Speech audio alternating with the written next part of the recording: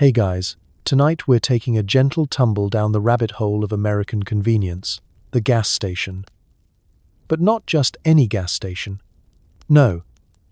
Tonight's journey brings us face to face with the mysterious green powder in a tiny, unmarked baggie, sitting right next to the trucker hats and expired sausage biscuits. Yes, we're talking about gas station Kratom, the legal-ish herbal supplement that's been quietly destroying lives and friendships, one natural energy boost at a time.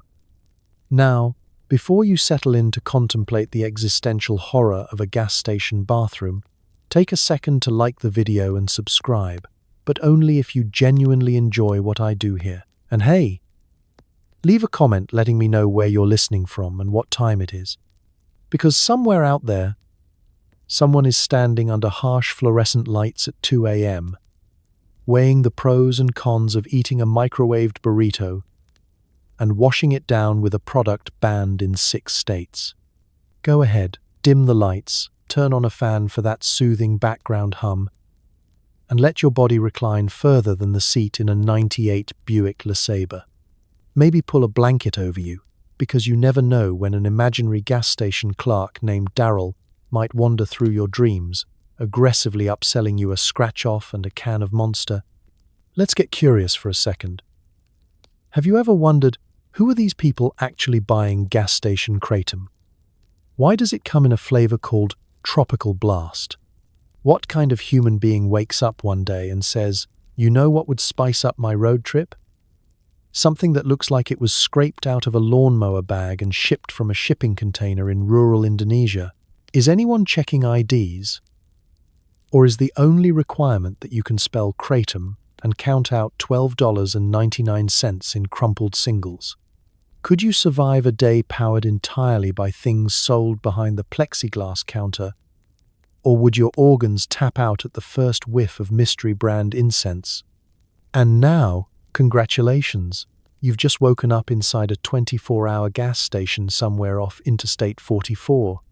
The sun is gone, the coffee is questionable, and the only thing standing between you and existential dread is a handful of suspiciously green powder labeled not for human consumption. Good luck. The automatic doors wheeze open, and you're greeted by a wall of fluorescent light, so harsh it could tan a rotisserie chicken. You shuffle past aisles stacked with beef jerky, windshield wiper fluid, and oddly sentimental keychains. In the back corner, a glass case beckons, Kratom packets nestled between vape juice and energy pills, silently whispering your name. It's 2 a.m, that magical hour, when the rest of the world is either dreaming or dreading the next day. But not you. You are here, joining the secret society of the night owls, the overworked, the insomniac, and the deeply curious. The graveyard shift gas station is a universe unto itself, governed by its own strange physics, its own brand of gravity. You don't walk here so much as float, carried along by exhaustion, questionable life choices, and the faint hope of buying something, anything that might get you through to sunrise. The first thing you notice is the smell. Not the comforting aroma of coffee, but a cocktail of rubber, microwave popcorn, and cleaning products so strong they could legally qualify as a new element. There's a faint note of gasoline, but that's just ambience. The place is immaculate, or at least has been recently attacked by a bottle of lemon-scented disinfectant wielded by a teenager named Tyler, who's now sleeping upright in the Red Bull aisle. The hum of the refrigeration units is your soundtrack, punctuated by the occasional beep of a scanner and the distant, mysterious clunk of something falling behind the stockroom door. The lighting is surgical, the kind of relentless white that makes you feel exposed, scrutinized, and perhaps judged by God and every security camera in the county. You wonder how anyone could ever feel comfortable here. But then again, comfort is for people who do their shopping in daylight. Your shoes make a lonely squeak as you pass the breakfast sandwich graveyard, those rotating hot dogs that have been spinning for so many hours they're now technically a renewable energy source. You marvel at the selection.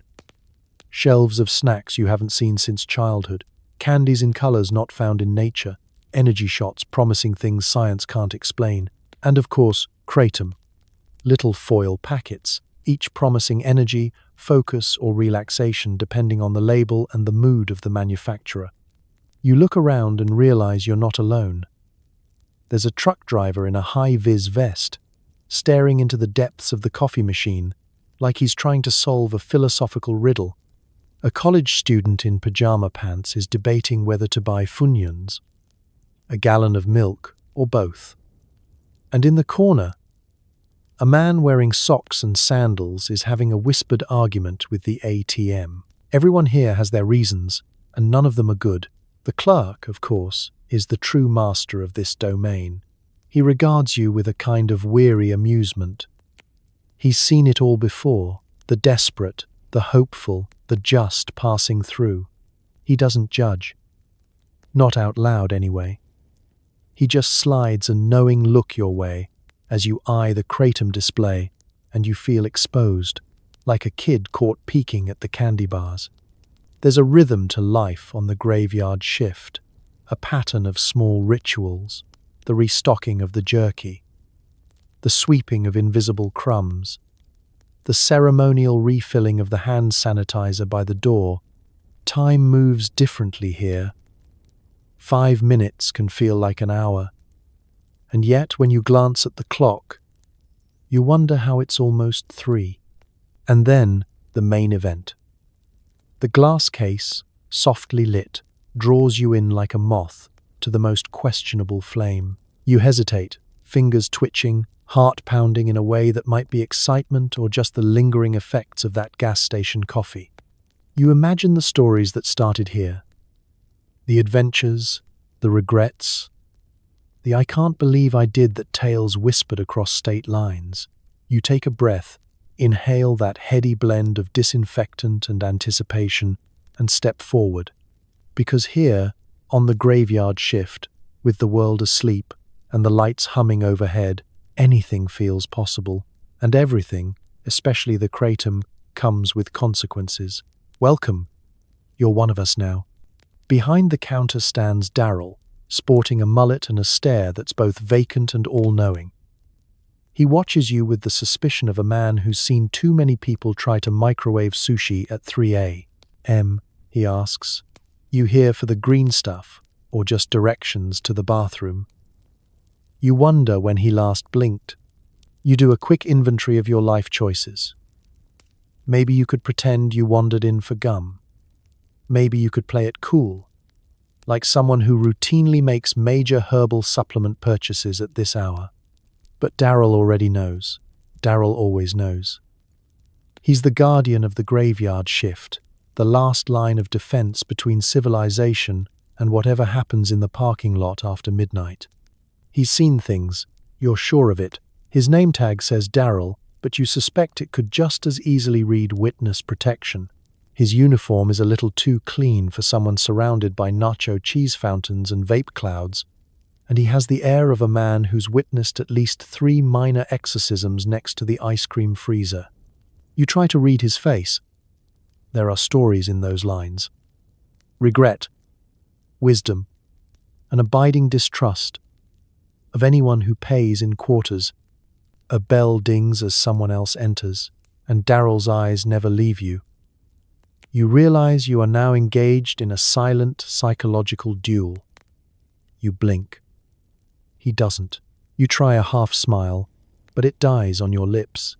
Here, in the liminal space between the hot fries rack and the scratch-off tickets, Daryl is judge, jury, and, if you ask about Bitcoin, executioner. He leans in conspiratorially. You ever tried this stuff before? His voice is a soft growl, gravelly and flat, like a late-night radio DJ who's long since stopped caring about the music.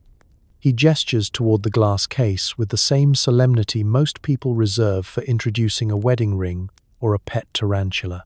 You admit, sheepishly, that you haven't. This is your first time. Daryl nods, as if he's just solved a mystery. Well, don't take it on an empty stomach. And don't, for the love of God, mix it with anything that glows in the dark. He pauses, thinking. learned that the hard way. For a moment, he seems almost protective. You suspect he's given this speech before. Maybe he's watched too many people make the same mistake. Maybe he's developed a sixth sense for regret. Or maybe he just likes the sound of his own voice echoing off the plexiglass. Daryl rings up your purchase with the care of a pharmacist and the speed of someone who's memorized every barcode in the store. You watch his hands, steady, methodical, faintly stained with nicotine and permanent marker. You realize, with a pang of existential dread, that Daryl may be the last truly honest man you'll meet tonight. As he slides the kratom across the counter, he lowers his voice. "You know," he says, "I once saw a guy drink 4 bottles of this and then try to return an air freshener because it smelled too clean. Told me it ruined the vibe in his car." Daryl shakes his head, as if the world's gone mad and only he remains sane. Mullet, name tag, and all. A silence settles between you, thick as the layer of dust on the old lottery display. You realize you have questions, too many to ask. How long has he worked here? Has he always had that haunted look in his eye? Does he believe in ghosts? Or does he just see them all the time? You take your bag, thank him, and he gives a tiny, almost imperceptible nod, the universal sign for "I've got your back, but don't ask me about the security footage." You leave, feeling oddly comforted. Out there, the world is chaos. In here, Daryl watches over you, and everyone else who stumbles in chasing comfort, caffeine, or questionable plant powder. Because every kingdom needs its gatekeeper, and on the graveyard shift, Daryl is yours, an oracle in a polyester shirt, forever keeping one eye on the door and the other on the kratom. Aisle 3 offers an incredible selection of substances that are banned in at least 7 countries. The kratom comes in flavors like Mango Inferno and Lemon Law. Every package is plastered with warnings, and none of them make you feel safer. You read the ingredients and learn the true meaning of buyer beware. You stand frozen, basking in the neon glow of a world where the FDA's authority stops somewhere around the cooler full of unlicensed energy elixirs. You're surrounded by miracles and misfortune, all shrink-wrapped and waiting. This is the aisle of possibility, danger, and gastrointestinal mystery, a pharmaceutical Bermuda Triangle where brands like Vitalite, Kickstart Max, and Chillax Herbals make promises your insurance company would never honor. The packaging is a kaleidoscope of questionable marketing, lightning bolts, smiling leaves, and font choices that belong in ransom notes. Herbal Calm, for focus, relief, and sometimes euphoria. Triple boosted formula, now with more unregulated botanicals. One box features a muscled cartoon gorilla giving a thumbs up. You're not sure if it's an endorsement or a warning. You pick up a packet of kratom called Sunset Mirage. The ingredients list is a chemistry pop quiz. Mitragyna speciosa leaf, natural flavors, maltodextrin, proprietary blend, and, inexplicably, paprika. Underneath, in minuscule print, not for human consumption. You squint at this. If not for humans, then who? Are there parrots with chronic fatigue syndromes you're not hearing about? Everywhere you look, there are warnings. Not intended for use by anyone under 18. Do not drive, operate heavy machinery, or make major life decisions while using this product. Consult a physician if you are pregnant, may become pregnant, or were ever pregnant in a past life. Some labels are almost poetic. Effects may vary based on lunar cycles. It's the fine print equivalent of, "You're on your own, pal." You do a slow spin, taking in the full range of questionable self-improvement. Next to the kratom, there's a whole section of energy shots, each in a tiny bottle designed to look like it could fuel a NASA rocket or possibly a small explosion. Caffeine Power Max, 2,000 mg per shot. A sticky note is taped below, handwritten, "Limit 1 per hour." We mean it. Then the relaxation supplements, pale blue, lavender labeled, promising sleep and serenity, contains kava, valerian, and mystery root extract. You wonder if mystery root is a plant or just the label writer admitting defeat. You briefly consider buying one just to see if it works, then remember the last time you tried natural sleep aid and woke up feeling like you'd been run over by a Zamboni. You catch sight of a bin of herbal incense. The only warning here is the price tag, which seems criminal. The scent, tropical oblivion. You sniff the packet and are immediately transported to a place that smells like coconut sunscreen and existential dread. Above all of this, security mirrors watch you, reflecting your puzzled face back at you in infinite angles. You feel exposed, like a kid caught peeking at a medical encyclopedia in the school library. Should you trust the immune-boosting gummies or the joint support powder with a cartoon skeleton flexing on the label? Further down, you spot the hangover prevention shelf. The main ingredient appears to be hope. There's Cleanse Now, promising to detoxify the liver with a blend of herbs, charcoal, and something called ancient Himalayan salt. Below it, a single bottle of brain juice, its only promise. You will feel something. You realize there is no regulatory agency prepared for the full weirdness of gas station supplements. These are substances forged in the lawless borderlands between maybe okay and call your doctor if you can still feel your toes. Each packet is a lottery ticket for the nervous system, a dare wrapped in plastic.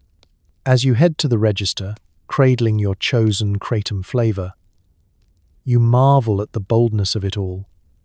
The audacity to sell hope, energy, and oblivion in pouches designed to outlast civilization. You wonder, not for the first time, if you're the mark or the winner, but hey, you survived the aisle. That's worth something. And maybe, in a world of legal question marks, survival is the best you can ask for. You make eye contact with a fellow customer, wide-eyed, unshaven, clutching a 2-liter of Mountain Dew and a copy of Popular Mechanics from 2008. He is debating out loud whether Kratom is nature's Adderall or just ground-up houseplant. You both silently agree not to judge each other. In the gas station ecosystem, this man is both a fixture and a mystery, a nocturnal sage drifting through aisles, gathering caffeine and existential questions in equal measure. His sweatpants are tucked into mismatched socks, his hair has developed a life of its own, and there's a nervous energy about him, as if he's moments away from either a scientific breakthrough or a nervous breakdown.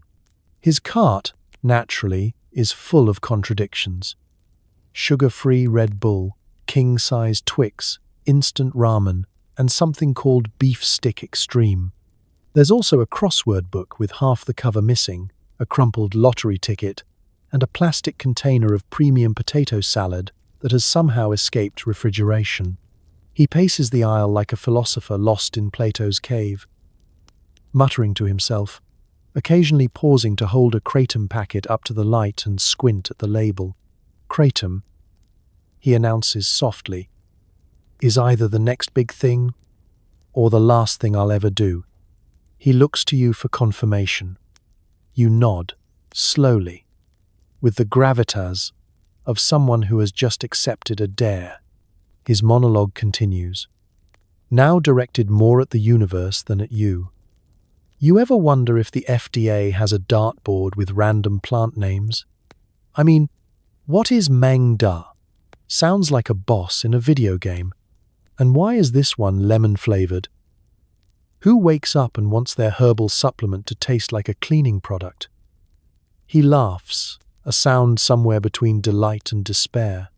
You realize that in this aisle, at this hour, logic bends. The insomniac philosopher is the natural outcome of a culture that believes every problem can be solved by something in a shiny packet. He waxes poetic about dopamine, serotonin, and the soul-crushing agony of another night spent awake. Do you think, he muses, that Kratom was invented by people who just gave up on sleep? Or is this just capitalism's answer to ancient suffering? Like, why meditate when you can just snort a plant? You both stand, silent for a moment, pondering the nature of consciousness under fluorescent lights.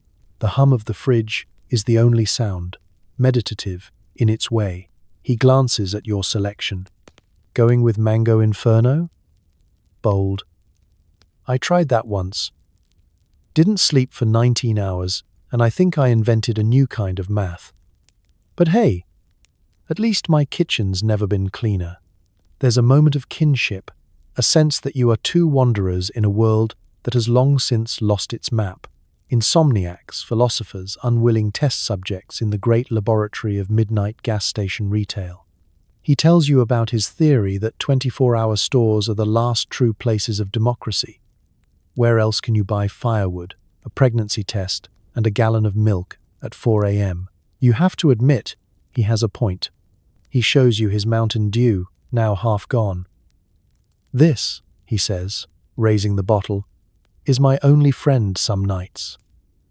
You clink your packet of Kratom against it, an unspoken toast to survival.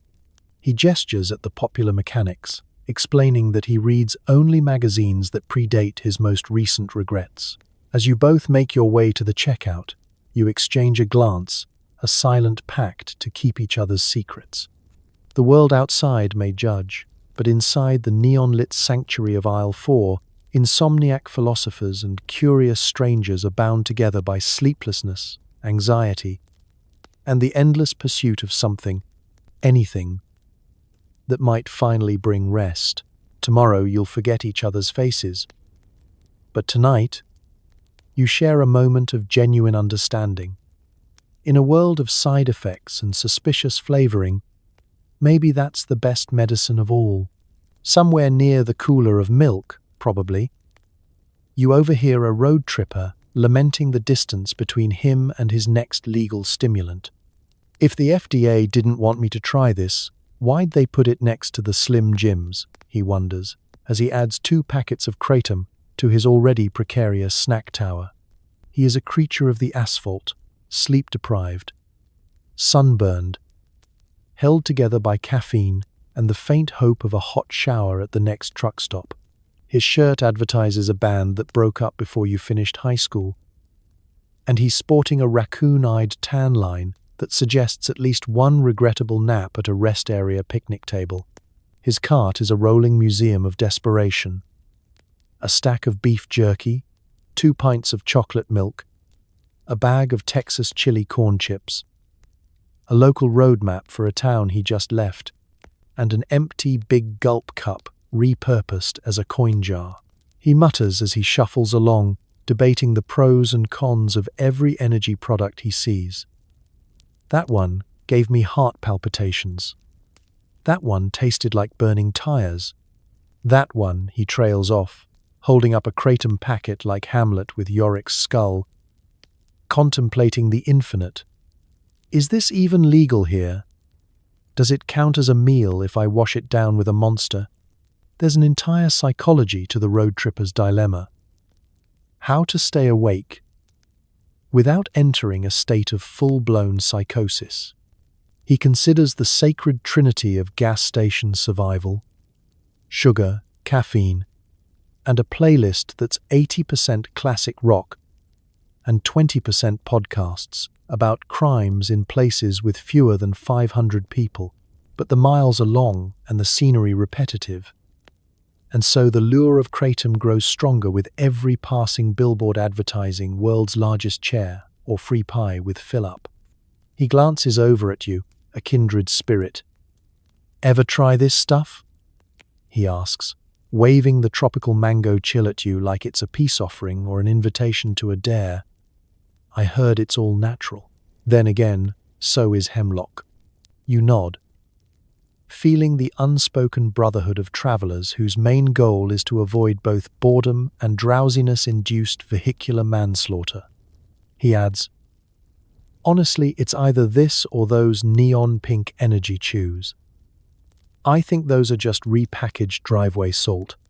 He consults his phone, which is wedged precariously between a bag of trail mix and his wallet. The GPS chirps. Continue straight for 186 miles. He sighs, as if the voice itself is taunting him. Guess I'll need something to make it through the night. My playlist ran out of songs 2 states ago, and I've started talking back to billboards. You both exchange the knowing look of people who have calculated the time to their next bathroom stop down to the minute. He describes the delicate balance of hydration, caffeine, and whatever this is, gesturing at the kratom, that keeps him in the lane and out of the ditch. It's like alchemy, but with more regret and fewer safety precautions. He recounts the time he tried to fuel up with nothing but grape soda and Funyuns and had to pull over at a Love's to sleep off the existential terror. That's when I swore I'd never trust any food that makes a crinkling sound louder than my thoughts. And yet, here I am. He makes his purchase, stuffing the kratom into a reusable shopping bag already lined with receipts, gum wrappers, and at least 3 varieties of beef stick. He raises the bag in salute. Wish me luck, man. If I don't make it, tell my GPS I died as I lived. Slightly lost and full of questionable decisions, as he heads toward the sliding doors, you hear him mutter, "If gas station snacks don't get me, the kratom will." You're left with a strange sense of hope for him, and the knowledge that, somewhere on a long and lonely stretch of highway, a little packet of Mango Inferno might just be all that stands between a man and the vast, unyielding road. Before you can buy your kratom, nature calls. The bathroom is locked, of course. Daryl hands you a key attached to a cinder block. Inside, the walls are covered with inspirational Sharpie graffiti. "Don't do drugs, kratom ruined my life," and "call your mom." You do your best not to make eye contact with the toilet. It's a universal truth. Every gas station journey eventually ends in a pilgrimage to the bathroom, a space that exists outside of time, hygiene, and apparently most health codes. You trudge to the back, cinder block in hand, feeling both like a parolee and the keeper of a sacred relic. The cinder block isn't for security, you realize. It's a warning. Whatever awaits you behind that door, it's too much for any mortal to handle unaided. You unlock the door and step into an olfactory adventure. The air is a heady mix of industrial cleaner, mysterious mildew, and the faint, stubborn memory of decades-old air freshener. A single flickering bulb dangles overhead, buzzing like it's reliving past trauma. You are alone, just you, the toilet, and the ghost of everyone who came before. The first thing you notice is the graffiti, a tapestry of human longing and very specific regret. Stay in school. Don't trust Daryl with your heart. Sharon, I miss you. It's part confessional, part warning, part Yelp review for life. Some of it is more abstract. What if we're all just living in a simulation run by raccoons? You consider adding your own contribution. Don't mix kratom with gas station sushi, but think better of it. Some warnings must be earned, not given. The mirror, naturally, is cracked and streaked with a foggy haze. You catch a glimpse of yourself, tired, a little haunted, eyes wide with the knowledge that you will never be truly clean again. A motivational sticker peels from the corner. It reads, "You got this." You're not sure if it's encouragement or sarcasm. You approach the sink, which, according to another helpful scrawl, sometimes works. The cold tap releases a thin, suspicious trickle that may or may not be water. You hesitate, then commit, rubbing your hands together as if friction alone will burn off the germs. The soap dispenser is empty, but someone has left behind a nearly used-up bar of hotel soap shaped like an eraser. You stare at it and weigh your options. Potential disease versus the universal horror of dry hands. Your gaze shifts to the toilet, the room's main attraction and final boss. The seat bears scars from battles you don't want to imagine. You muster all the resolve you have left, fashion a nest of toilet paper, which boasts a texture best described as industrial sandpaper, and execute the maneuver with the precision of a bomb defusal expert. There is no dignity here, only survival. All the while the bathroom's soundtrack plays on.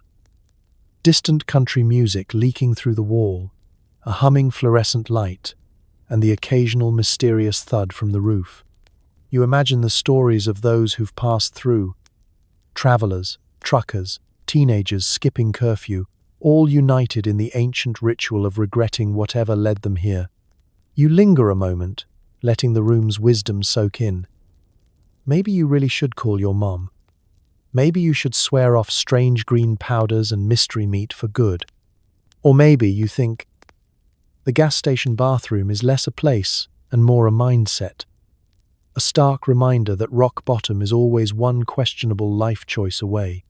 You emerge blinking into the fluorescent glow of the store, a changed person.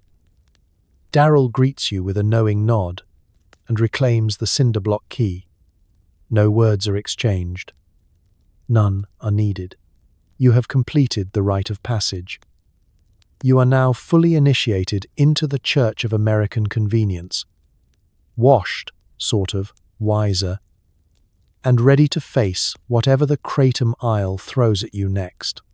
You approach the register, Kratom in hand, and Daryl gives you a look that says, "This isn't my first rodeo." He rings you up, slips in a coupon for buy one get one half off incense, and asks, "You sure you want to do this?" You nod. The deed is done. There's a peculiar weight to the moment, the sense that you're participating in a transaction older than time, one that has unfolded beneath flickering gas station lights since the dawn of dubious retail. You're not just buying a product, you're accepting a dare from the universe. Daryl's gaze lingers on you a second longer, just enough to make you wonder if this is a test. You feel as though, with a single wrong answer, you'll be forced to recite the Kratom return policy backwards, or face a trial by energy drink chugging. As you hand over your crumpled bills, because nobody pays for Kratom with a card, not if they know what's good for them, Daryl moves with slow, practiced precision.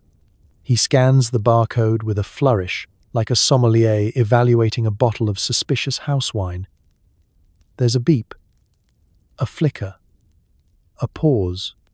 You half expect him to pull out a magnifying glass and examine your soul for signs of buyer's remorse. The register drawer opens with a clunk. Daryl counts out your change with the care of a medieval banker, slipping it into your palm alongside the coupon for incense that smells like peaceful rain and almost certainly triggers allergies. You note the fine print, valid only at participating locations. You have your doubts any location would ever admit to participating in whatever this is. Around you, the shop hums with artificial life, refrigerators buzzing, a chipper country song filtering through the speakers, a faint background cough from someone evaluating their snack decisions. Every sense is heightened. The crinkle of the Kratom packet sounds thunderous in your hand. You glance down and notice a warning label in all caps. Not for human consumption. It feels like a threat, a joke, and a prophecy all at once. Daryl offers one last piece of unsolicited but strangely comforting wisdom. If you start seeing double, drink some milk and lie down. But don't call me. I'm off at 6. You're not sure if he's kidding. You're not sure he knows. For a moment, you consider backing out. Maybe you could just buy gum instead. Maybe you could leave the packet on the counter and run, embrace your old life as someone who never bought questionable botanicals from a convenience store. But the gravity of the moment pulls you in. This is your hero's journey, your very own monomyth. Except, instead of a magic sword, you get a single-serving pouch of lemon law. The store lights feel brighter, harsher. You can see every fingerprint on the plexiglass barrier, every dog-eared scratch-off ticket taped up behind the register.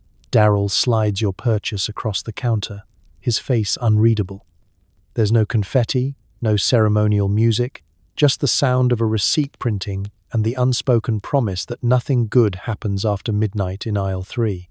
Transaction complete.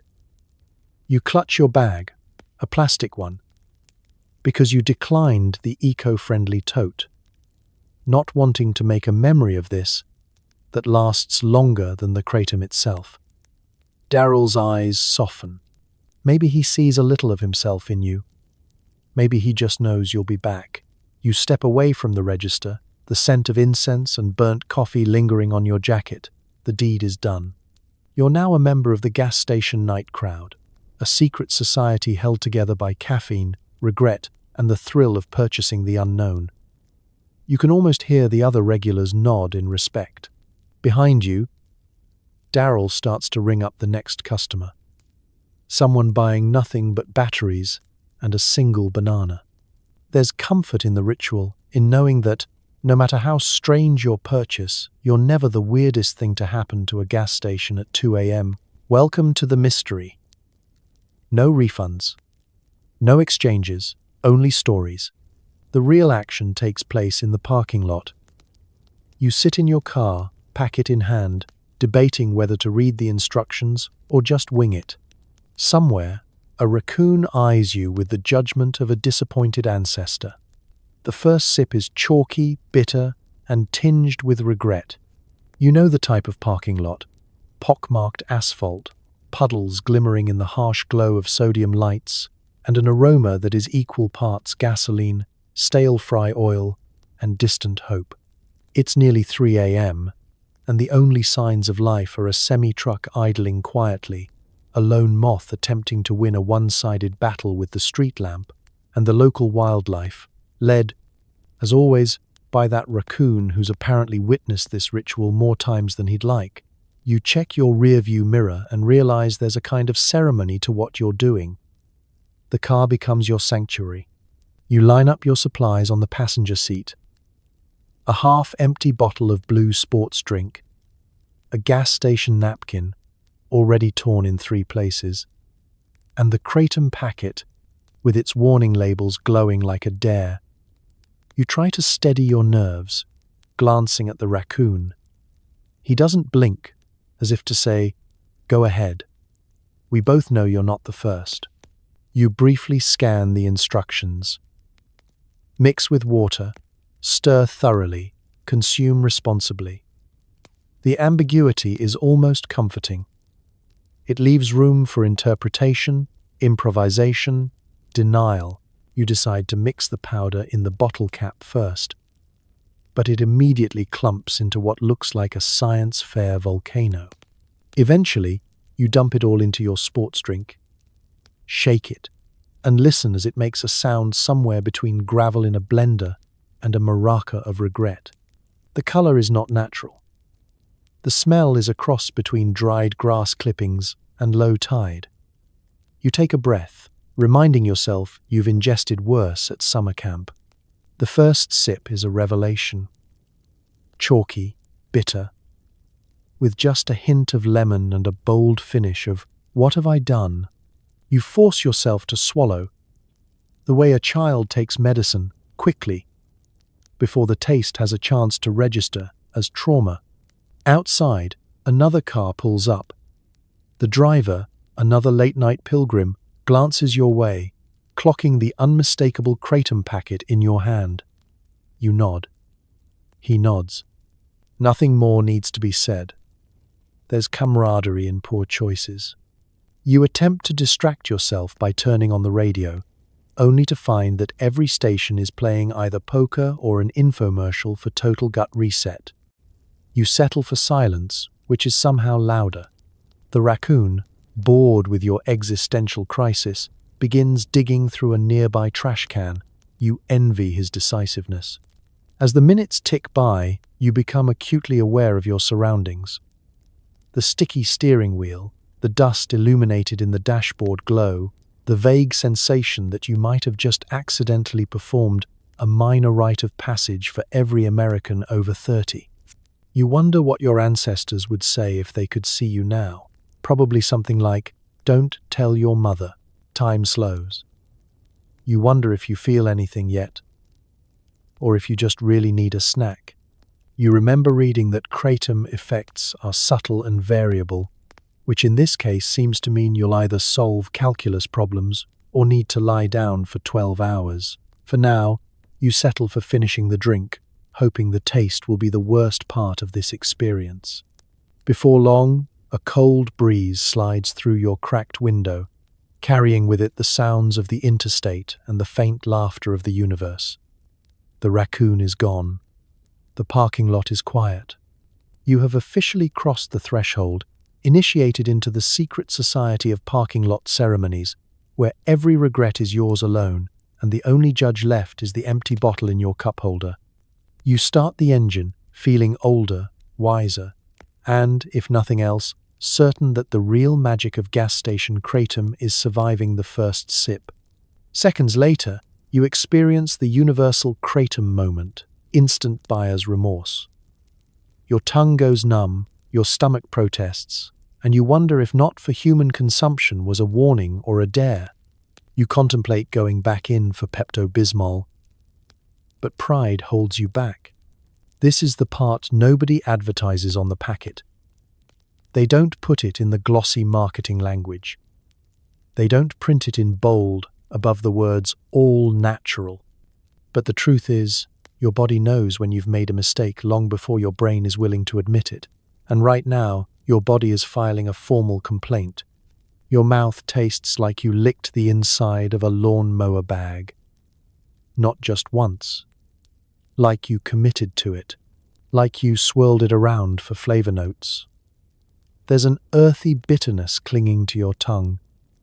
The kind of taste that makes you understand why ancient humans worshipped fire and cooked everything they could find. Because raw plants, you realize, are not meant to be trusted. Your tongue goes slightly numb, and for a moment, your mind does a quick panic scan. Is this normal? Is this a symptom? Is your tongue dissolving? Did you just unlock a new allergy? You flex your jaw and swallow again, hoping your throat remembers its job. It does, but reluctantly, like it's saying, "I'll do it, but I want you to know I'm disappointed." Then your stomach joins the conversation. It doesn't start with pain. No, that would be too straightforward. It starts with a slow, ominous churning, like your stomach is a washing machine and you just tossed in a handful of gravel and a raw potato. There's a bubbling sensation, soft at first, then a little louder, like an ancient pipe system waking up under your ribcage. You sit perfectly still, hands on the steering wheel, staring forward into the parking lot as if you're a soldier holding your position during an internal siege. You don't want to move. Movement feels like an escalation. Your body is negotiating with itself, and you don't want to interrupt. Outside, the gas station lights flicker. A truck rumbles past. A distant car alarm chirps like it's warning you personally. Somewhere, the raccoon you saw earlier is probably telling his friends, "Yep, another one." You glance at the kratom packet in the passenger seat. It sits there smugly, like it's already won. You read the label again, because now you've entered the stage of regret where you believe the label might contain hidden instructions like, "If you start feeling like garbage, eat 3 crackers and apologize to your organs." Instead, it just says, "Not for human consumption." You stare at that line like it's a cryptic prophecy carved into stone. Not for human consumption. What did you think you were doing? A science experiment? A spiritual journey? A fun little treat for the road? You feel like the victim of an ancient trick, like a medieval peasant who ate berries labeled "do not eat," cursed, and then acted shocked when the berries turned out to be cursed. Your pride tells you to sit there and ride it out. Your pride tells you, absolutely, under no circumstances, should you march back into the store and buy Pepto-Bismol like some kind of amateur. That would be admitting defeat. That would be admitting Daryl was right to ask, "You sure you want to do this?" And yet, the Pepto-Bismol calls to you. You can practically see it in your mind. That pink bottle, that gentle slosh, the promise of calm, the soothing, chalky embrace of something that actually is meant for human consumption. But you don't move. Instead, you roll down the window slightly, hoping fresh air will fix whatever spiritual crime just took place in your digestive system. It does not. The air smells like gasoline and cold regret.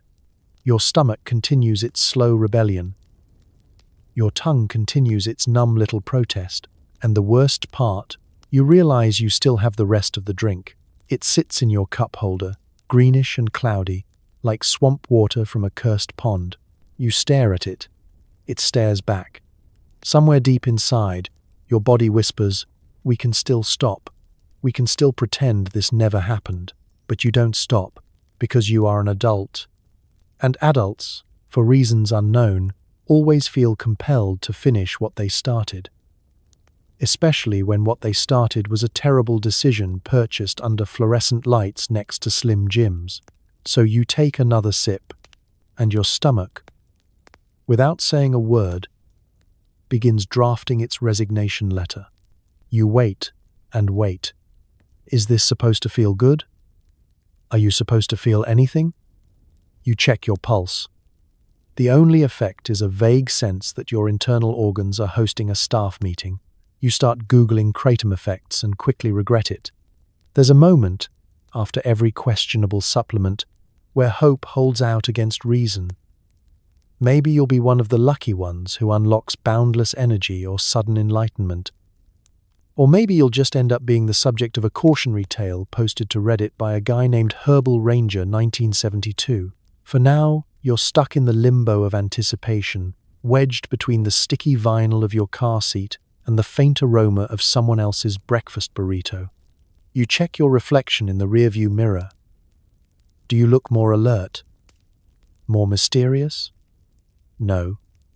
You look like someone who just paid money to experience mild gastrointestinal confusion. Your hands fidget on the steering wheel, waiting for a bolt of energy, a tidal wave of focus, or, at the very least, a cool cinematic head rush. Instead, your body delivers a sensation best described as pending. Your heart keeps its usual rhythm, unimpressed. You try deep breathing. Maybe you're not giving the kratom enough time. You imagine the little green molecules marching through your bloodstream, consulting a map, possibly asking your spleen for directions.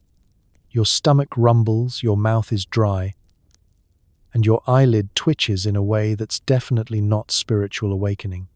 Curiosity, inevitably, leads you to your phone. You type in kratom effects, only to discover a digital battleground of conflicting anecdotes. The first site claims it's a miracle cure for everything from chronic fatigue to existential dread. The second site warns that you'll grow a tail and start speaking in riddles. A third suggests you'll feel a light euphoria, increased sociability, and a sense of overall well-being. You pause and check your own status. Not euphoric, not particularly social, and definitely more mild dread than overall well-being. Scrolling further, you find yourself trapped in the internet's favorite pastime, doom spiraling. You land on a forum where someone named Kratom King 23 details an out-of-body experience that ended in a parking lot nap and a ban from a Waffle House. Another thread is a debate about whether the green vein is superior to the red, or if the whole thing is a multi-level marketing scheme orchestrated by raccoons. It's not helpful, but it is distracting. The staff meeting inside your body continues. Your liver, pancreas, and gallbladder are definitely hashing something out. You imagine a whiteboard with "What is kratom" written at the top, and nobody volunteering to erase it. The only consensus is uncertainty. Outside, the world is carrying on. Someone is filling up a sedan at pump 4, humming along to a pop song. A pair of teenagers emerge from the store with Slurpees, laughing at nothing in particular. You envy their clarity of purpose. They don't seem to be questioning their every heartbeat. After 10 minutes, you perform another self-inventory. Still no rush, no focus, no sudden urge to run a marathon or organize your email inbox. Instead, there's a low-key hum of disappointment, like you've just found out your favorite childhood TV show was cancelled mid-season. You think about calling Daryl and demanding a refund, but you know he'd just shake his head and point to the sign, "All sales final." "Don't call us. Call your mum." You sigh and lean back, feeling a new appreciation for the mundane, the predictable, and the caffeine-laced. At last, you accept it. Sometimes, the most powerful effect is the placebo, plus a touch of regret, a dash of curiosity, and the realization that you could have just gone to bed. But then again, what would you have learned? Only in the parking lot, under the watchful gaze of passing raccoons and the indifferent universe, can you truly appreciate the mystery of a rush that never comes. Your phone screen glows as you scroll through message boards with titles like "My Kratom Journey," "Day 1," "Help," and "Why am I seeing colors?" You learn that side effects range from mildly uplifting to existential crisis with a side of dry mouth. You squint at the harsh blue glow, the only beacon of clarity in a world otherwise blurred by fatigue and regret. There's something surreal about doom scrolling at this hour. Your mind ping-pongs between wild hope and absolute horror, every post swinging the pendulum a little further. Your stomach makes a quiet, unhelpful noise, as if reminding you that you're not in this alone. The message boards are a wonderland of chaos. The usernames read like Witness Protection Code names, Herbal Hero 88, Crazy Kratom Cat, Regretful Ricky. You find comfort, and maybe a little terror, in knowing you're not the first person to embark on this leafy roller coaster after midnight.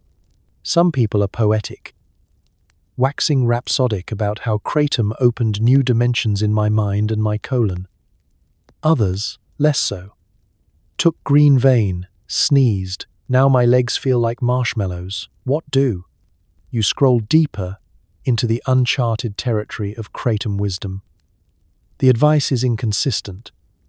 One user swears by mixing Kratom with orange juice, claiming it unlocks the true power. The next person swears that's exactly how you end up watching cartoons at 6 a.m. with your neighbor's cat, questioning your life choices. You notice a recurring theme: start small. Another: don't mix with caffeine if you value your sanity. You check the empty monster can beside you and sigh.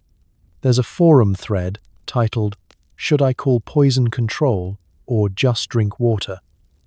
The consensus appears split. Some argue that hydration is the solution to every problem. Classic internet advice. Others describe journeys to the ER, punctuated by polite but exasperated nurses who've seen it all before. No, ma'am, you're not dying. You're just extremely hydrated and mildly panicked. Your Google search auto-completes before you're done typing, which is either comforting or very, very alarming. Kratom stomach pain normal. Kratom numb tongue. How long, Kratom, will my family notice? Each link promises answers, but delivers only more questions. You briefly consider texting your doctor, then remember it's 3 a.m. and you'd like to keep your insurance rates reasonable. As you keep scrolling, you stumble upon a poll. What's the weirdest side effect you've experienced? The results are eye-opening. Options include felt like a lizard, forgot how to spell Tuesday, and developed a powerful craving for pineapple pizza. You start to wonder if the internet is gaslighting you, or if this plant really is the world's most unpredictable party trick. A fresh notification pings, a reply to someone else's desperate plea. Relax, it's just the Kratom. Or it's not. No one knows. Drink water, maybe lie down, and try not to Google anything else. It's strangely comforting. In a community college philosophy way, you realize with a growing sense of irony that Googling side effects never makes you feel better. You search for certainty and find only anxiety, opinions, and the creeping suspicion that your left eyelid wasn't twitching before you started reading. You finally stumble on a sober post from Nurse Lurker 43 who writes, "If you can still scroll, you're probably fine. If you can still regret, you're definitely fine. If you see colors, maybe close your eyes for a bit." Your thumb hovers over the screen. Do you keep searching or accept that at some point, every side effect just becomes a story for another late night? The world outside is still, except for the glow of your phone and the distant hum of the ice machine. In the great 3 a.m. theater of regret, at least you're not alone. You set the phone down, close your eyes, and listen to your heart thump, your stomach grumble, and your brain quietly whisper, "Maybe tomorrow we stick to tea." Out in the lot, you meet a small group of regulars. They introduce themselves with names that sound made up: Hawk, Crystal, and Big Don. They tell tales of the old days when Kratom came in actual mason jars and gas station coffee was free. You're not entirely sure how you wandered into this circle. 1 minute, you're loitering next to your car, trying to recover from the flavor assault of Kratom, and the next, you're being drawn in by the gravitational pull of the only people in the lot who don't look completely lost. It's an unspoken invitation, a nod from Hawk, a tip of the vape pen from Crystal, and a grunt from Big Don that says, "We saw you sip. You're one of us now." They gather by an old pickup truck whose bumper stickers tell a long and complex story. I break for regret. Legalize lawn clippings. And, oddly, ask me about my cat. Crystal offers you a seat on the truck's tailgate, which sags under Big Don's weight. Hawk, wiry and animated, is recounting the tale of the Kratom gold rush, a time when nobody cared about packaging, regulations, or the subtle line between herbal supplement and felony. Back then, Hawk explains, Kratom came in hand-labeled mason jars, scooped out with a plastic spoon that doubled as a measuring device and a cat toy. You knew your dealer personally. He was probably also the guy who pumped your gas and fixed your tire for half price if you let him borrow your jumper cables. Crystal nods solemnly, as if confirming the authenticity of these historic times. Big Don, who speaks only when necessary, interjects. Coffee was free too, strong enough to melt your fillings, and if you had the right mug, Darryl would let you pour it yourself. There's a reverence in his voice, the way people talk about extinct species or functioning public transit. You're the new kid, so you mostly listen, absorbing the folklore of the parking lot.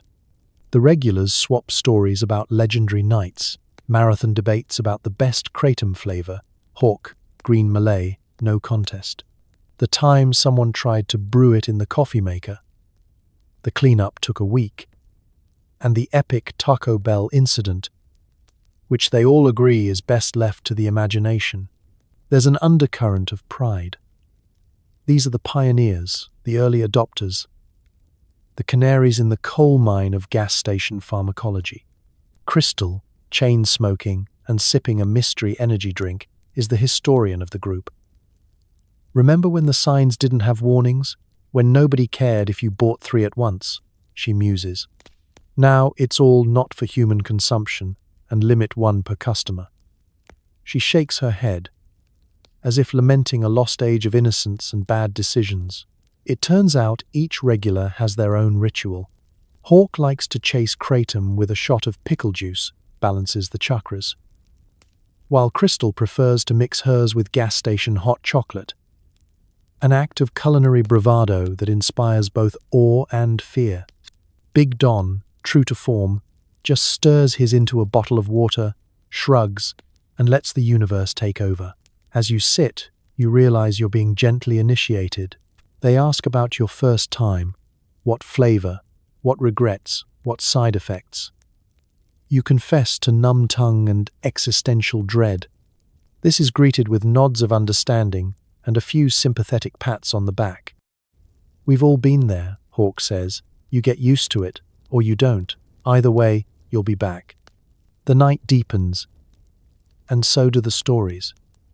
You're not sure if half of what you hear is true, but that's beside the point. In the soft glow of tail lights and under the quiet hum of gas station neon, you've found your people, or at least people who won't judge your questionable choices. It's oddly comforting. In a world of shifting labels and mysterious side effects, there's nothing quite as soothing as knowing you're not the only one out here, chasing a buzz and a story, one mason jar at a time. Someone starts telling the story of Pete, the one-eyed trucker who once drank 3 bottles of Kratom XXX Extreme and wrestled a deer on the interstate. You suspect this story is both entirely made up and also 100% true. Every group of gas station regulars has their legends. And Pete, the mythical one-eyed trucker, is theirs. His tale is passed around the parking lot like a sacred relic, growing taller with each retelling and more ridiculous with every new detail. Tonight, it's Hawk who begins the ritual, voice low and dramatic, as if he's about to summon spirits or announce last call at the world's strangest bar. Pete wasn't born with one eye, Hawk says, glancing around to make sure everyone is listening. No, he earned it. Lost it in a tragic, high-stakes battle with a malfunctioning coffee machine up near Wichita Falls. But that didn't slow him down, not Pete. He just patched it with a NASCAR sticker and kept on trucking. You're already invested, despite yourself. Crystal leans forward, cigarette glowing in the darkness. He used to park his rig right over there, she says, gesturing toward a cracked slab of concrete that could plausibly have seen both great heroics and minor electrical fires. He was always first in line for a new batch of Kratom, said it helped him see through time, or at least to the next rest stop. Big Don chimes in, Pete was the only man I've seen mix 3 flavors at once. Red, green, white, called it Patriot's Blend. Claimed it gave him vision. I just saw him twitch for 20 minutes, but who's counting? As the story unfolds, the line between reality and legend blurs delightfully. According to Hawk, Pete once drank 3 bottles of Kratom XXX Extreme, the kind they kept behind the counter, next to the lockbox of Sudafed and the truly sketchy beef jerky. He looked at the label, laughed, and said, "Not for human consumption? I've survived gas station sushi, son. Bring it on." That night, they say, Pete hit the road headed west on I-70. Somewhere near mile marker 112, fate threw a curveball in the form of a very confused deer. Most people would swerve. Pete, amped up on patriotism and several 100 milligrams of Mitragina speciosa, met destiny head-on. The details get fuzzy here. Some versions have Pete leaping from the cab to confront the deer mano a mano. Others insist he stayed behind the wheel, wrestling with destiny itself. But every account agrees on one thing. Pete and the deer locked eyes, and a showdown worthy of folklore ensued. Hawk describes the fight in slow motion, arms waving for dramatic effect. There was dust, fur, the sound of classic rock faintly playing from his radio. Nobody really knows who won, but Pete made it back here the next morning. Parked his truck, walked in, bought a coffee, and just said, "Deer's fine. Tell 'em Pete sent ya." You laugh, and so does everyone else. The story is ridiculous, but in a way, that's what makes it sacred. Every gas station crowd needs its heroes, its wild cards. It's Pete, the one who tests the limits, who lives to tell the tale, or becomes the tale. You find yourself hoping, deep down, that Pete really is out there, somewhere, keeping America weird 1 mile at a time. Someone raises a can of Monster in salute. "To Pete," they shout. "May your cup never be empty and your highway always open." It's both a toast and a benediction, the kind only the truly sleep-deprived and slightly kratom buzzed could invent. And as the night drifts on, the story lingers, half warning, half inspiration. In a world of small risks and safe choices, it's good to remember there are still people, somewhere, willing to wrestle deer on the interstate. Or at least, willing to let you believe they did. Crystal recounts the time she had to call poison control after mixing kratom with a 64-ounce soda and a questionable rotisserie taquito. The hold music is very soothing, she says, staring off into the distance. You can tell by her tone this isn't her first run-in with questionable gas station cuisine or hotline professionals. The regulars fall respectfully silent. There's a reverence reserved for anyone who's braved the medical industrial bureaucracy from the comfort of a car seat, armed only with a plastic cup, a dubious snack, and a rapidly spiraling sense of adventure. She starts from the beginning, voice low and even. It was one of those nights where time gets slippery, when midnight turns to 2 a.m., before you can say, "I'll just watch one more episode." She'd been feeling bold, maybe even invincible, fueled by caffeine, a clearance sale energy drink, and whatever chemicals keep gas station taquitos upright under those glass heat lamps. Figured I'd wash it all down with a little kratom, you know. For science, she says, rolling her eyes at her own optimism. What's the worst that could happen? Turns out, the answer is a great deal, and also nothing at all. The first warning sign wasn't nausea or tingling. No, it was the unshakable certainty that her heart had forgotten how to keep a beat and was instead improvising jazz. Her fingers went a little numb. Her vision took on a mild, sepia Instagram filter. The taquito, perfectly cylindrical, neon orange, began to haunt her like a bad breakup. She describes the decision to call poison control as oddly peaceful, a sort of spiritual surrender. I remember holding the phone and thinking, this is probably why they invented urgent care, but I'm not paying that copay for a taquito emergency. So she called the hotline, put the phone on speaker, and waited. Let me tell you, Crystal intones, poison control doesn't panic. The hold music is soft jazz. I was prepared to die. But at least it would have been to a tasteful rendition of The Girl from Ipanema. You picture her, sprawled across the front seat, the phone cradled to her ear, taquito wrapper on the dashboard. Contemplating the afterlife, when she finally reached a human voice, it was the calmest person she'd ever encountered. They asked what I took. I said kratom, taquito, cola as big as my head. There was a pause. Then they said, "Okay, on a scale of 1 to 10, how weird are you feeling?" I said, "Is 11 an option?" She laughs, the kind of laugh that's come through the other side of panic and found acceptance. The poison control expert, it turns out, had heard it all before. They asked me if I could still wiggle my toes and say the alphabet backwards. I managed both, but not at the same time. There were a few more clinical questions, mostly about breathing and whether her skin was any fun colors. Crystal reassured them she was as pale as ever. In the end, she was instructed to drink water, avoid operating heavy machinery, and under no circumstances eat another taquito for at least 48 hours. She followed most of the advice. It was a learning experience, she says, with the dignity of a woman who knows the value of a cautionary tale.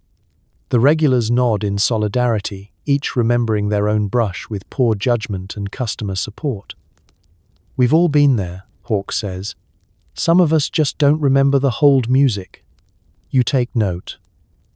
Poison control isn't just a lifeline, it's a rite of passage, a sign you've officially entered the weird world of gas station experiments and lived to tell the tale. Next time you might just stick to the coffee. Or at least, choose a snack that comes with fewer existential questions and no hold music. But probably not. After all, you're among friends. The sun starts to rise, and the first hints of nausea set in. You realize you've made a terrible mistake, but it's too late to turn back. The parking lot raccoon has moved on. Your only companion is regret and a bottle of orange Gatorade. It creeps in slowly, the way dread always does, the soft gurgle from somewhere below your ribs, the odd queasiness that settles into the very core of your being. You'd hoped the worst was behind you, that maybe you'd sleep it off in the back seat or wake up miraculously reborn, with only a vague memory of last night's Kratom misadventure. But no, your stomach has other plans. There's a board meeting being held somewhere in your abdomen, and the only agenda item is immediate revolt. You try shifting in your seat, seeking a position that doesn't amplify the growing, churning sensation. Left side? Nope. Right side? Even worse. Sitting upright only makes you more aware of the world awakening outside. The soft beep of delivery trucks. A chirping bird that sounds suspiciously like it's laughing at you. And the gentle, unmistakable churn of regret sloshing around your insides. For a brief, foolish moment, you entertain the hope that the Gatorade will be your salvation. The bottle is cold, beaded with condensation, a beacon of artificial citrus hope. You sip, praying for relief. The taste is both too sweet and too artificial. But you persist. Maybe it'll settle your stomach. Maybe it'll wash away the memory of last night's tropical blast and whatever unholy combination of kratom and parking lot air you ingested. The nausea intensifies. Your body, ever the practical joker, seems determined to remind you of every bad decision you've ever made. Each questionable gas station snack, every road trip shortcut, that time you tried sushi at a rest stop in Oklahoma. All at once, you're a living slideshow of regrets, projected directly onto your queasy consciousness. You check your reflection in the rearview mirror. You're pale. There's a thin sheen of sweat on your forehead, and your eyes carry the haunted look of someone who's just seen the face of their own digestive mortality. You did this to yourself, your reflection seems to say. You could have just bought a granola bar and called it a night. Outside, the world is moving on. The first commuters trickle into the lot, hunting coffee and breakfast sandwiches, blissfully unaware that you are having a one-person existential crisis in the front seat. You hunch down, hoping to become invisible. You wonder what you would even say if someone knocked on the window. "Sorry, I just need a minute. I'm negotiating a ceasefire with my own GI tract." Time passes in queasy, uncertain waves. You scroll through your phone, seeking comfort in the stories of strangers who survived the dawn after a gas station gamble. Most advice boils down to 2 words. Hydrate. Wait. You sip your Gatorade and close your eyes, visualizing your insides as a peaceful spa, even as your stomach has apparently staged a foam party. You promise yourself never again will you buy kratom from a store that also sells windshield wipers and novelty license plates. Never again will you chase a packet of mystery powder with orange Gatorade and hope for the best. You promise to eat a vegetable, to respect your liver, to never again make eye contact with Daryl when buying anything labeled not for human consumption. But you and your stomach both know how these stories go. Give it time, a little rest, a few deep breaths, and the next time you pass that gas station, the memory will have faded just enough for curiosity to creep back in. For now, though, you surrender. You curl up in your seat, Gatorade clutched to your chest like a lifeline, waiting for the sun to rise high enough to cast away the nausea, the regret, and the ghosts of raccoons past. And, maybe, just maybe, to grant you a second chance at breakfast, one with less adventure and a lot less kratom. Days later, you find yourself back at the same gas station. Daryl greets you like a returning war hero. Back for more, or just here for the sympathy microwave. You buy a pack of gum and try not to make eye contact with the Kratom display. But it's impossible not to feel it, the gravitational pull of the place where everything went so wrong, yet also so perfectly according to the strange logic of adulthood. The gas station looks unchanged. The neon open 24 hours sign still flickers half-heartedly. The aisles are still lined with snacks of questionable age, and the air still holds that unique blend of burnt coffee and antifreeze. It's as if time here is marked not by hours, but by the number of microwaved burritos sold since your last visit. You step inside, every sense heightened by memory. The same displays beckon, energy shots, 2-for-1 sodas, and a rotating rack of sunglasses that could only be considered fashionable in a post-apocalyptic world. You feel an odd kinship with the place, the way a dog might with the backyard where it once buried something shameful. You keep your head down, making a beeline for the gum, but Daryl is already sizing you up, reading your soul the way only a veteran of the night shift can. "Didn't think I'd see you so soon," he says, with a smirk that's halfway between friendly and knowing. "Figured you'd be halfway to recovery by now."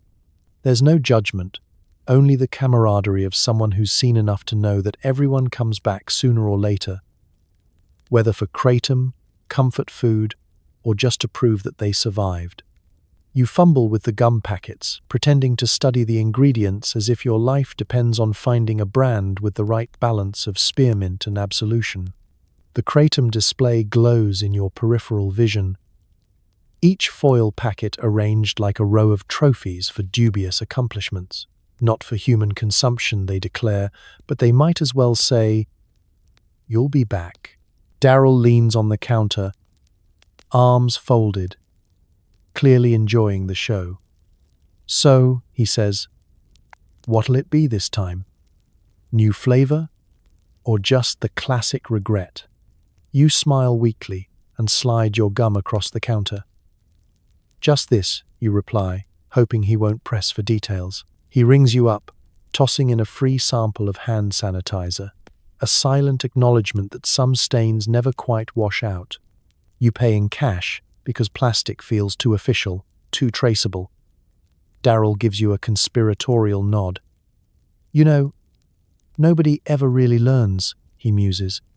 "They try it once, swear it off, then one day they're back, and it's like the first time all over again. Gas station amnesia, I call it." You want to laugh, but he's not wrong. The place feels smaller now, less like a den of temptation and more like a confessional booth.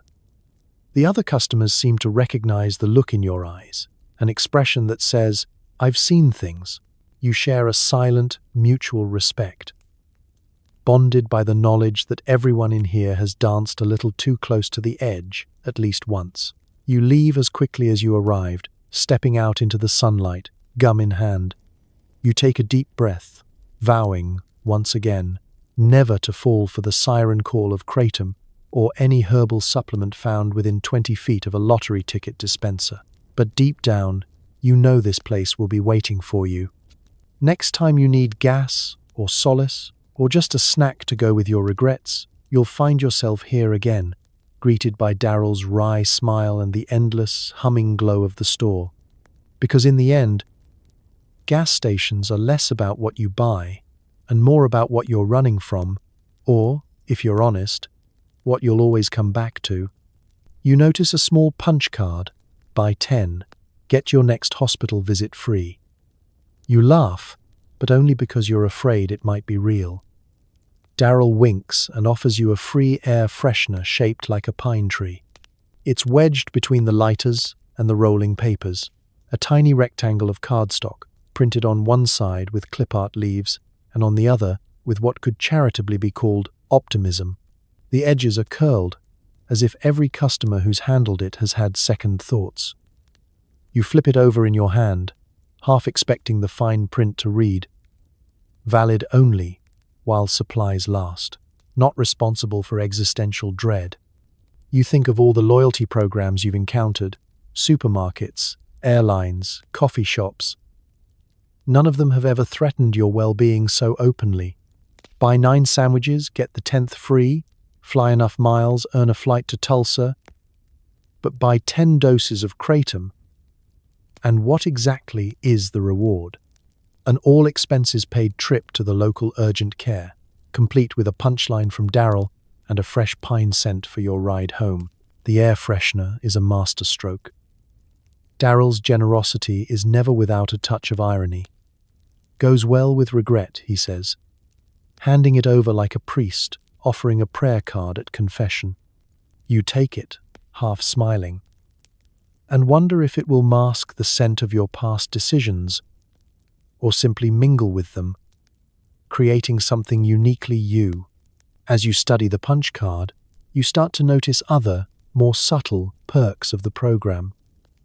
There's a handwritten sign, earn bonus points for every flavor you survive.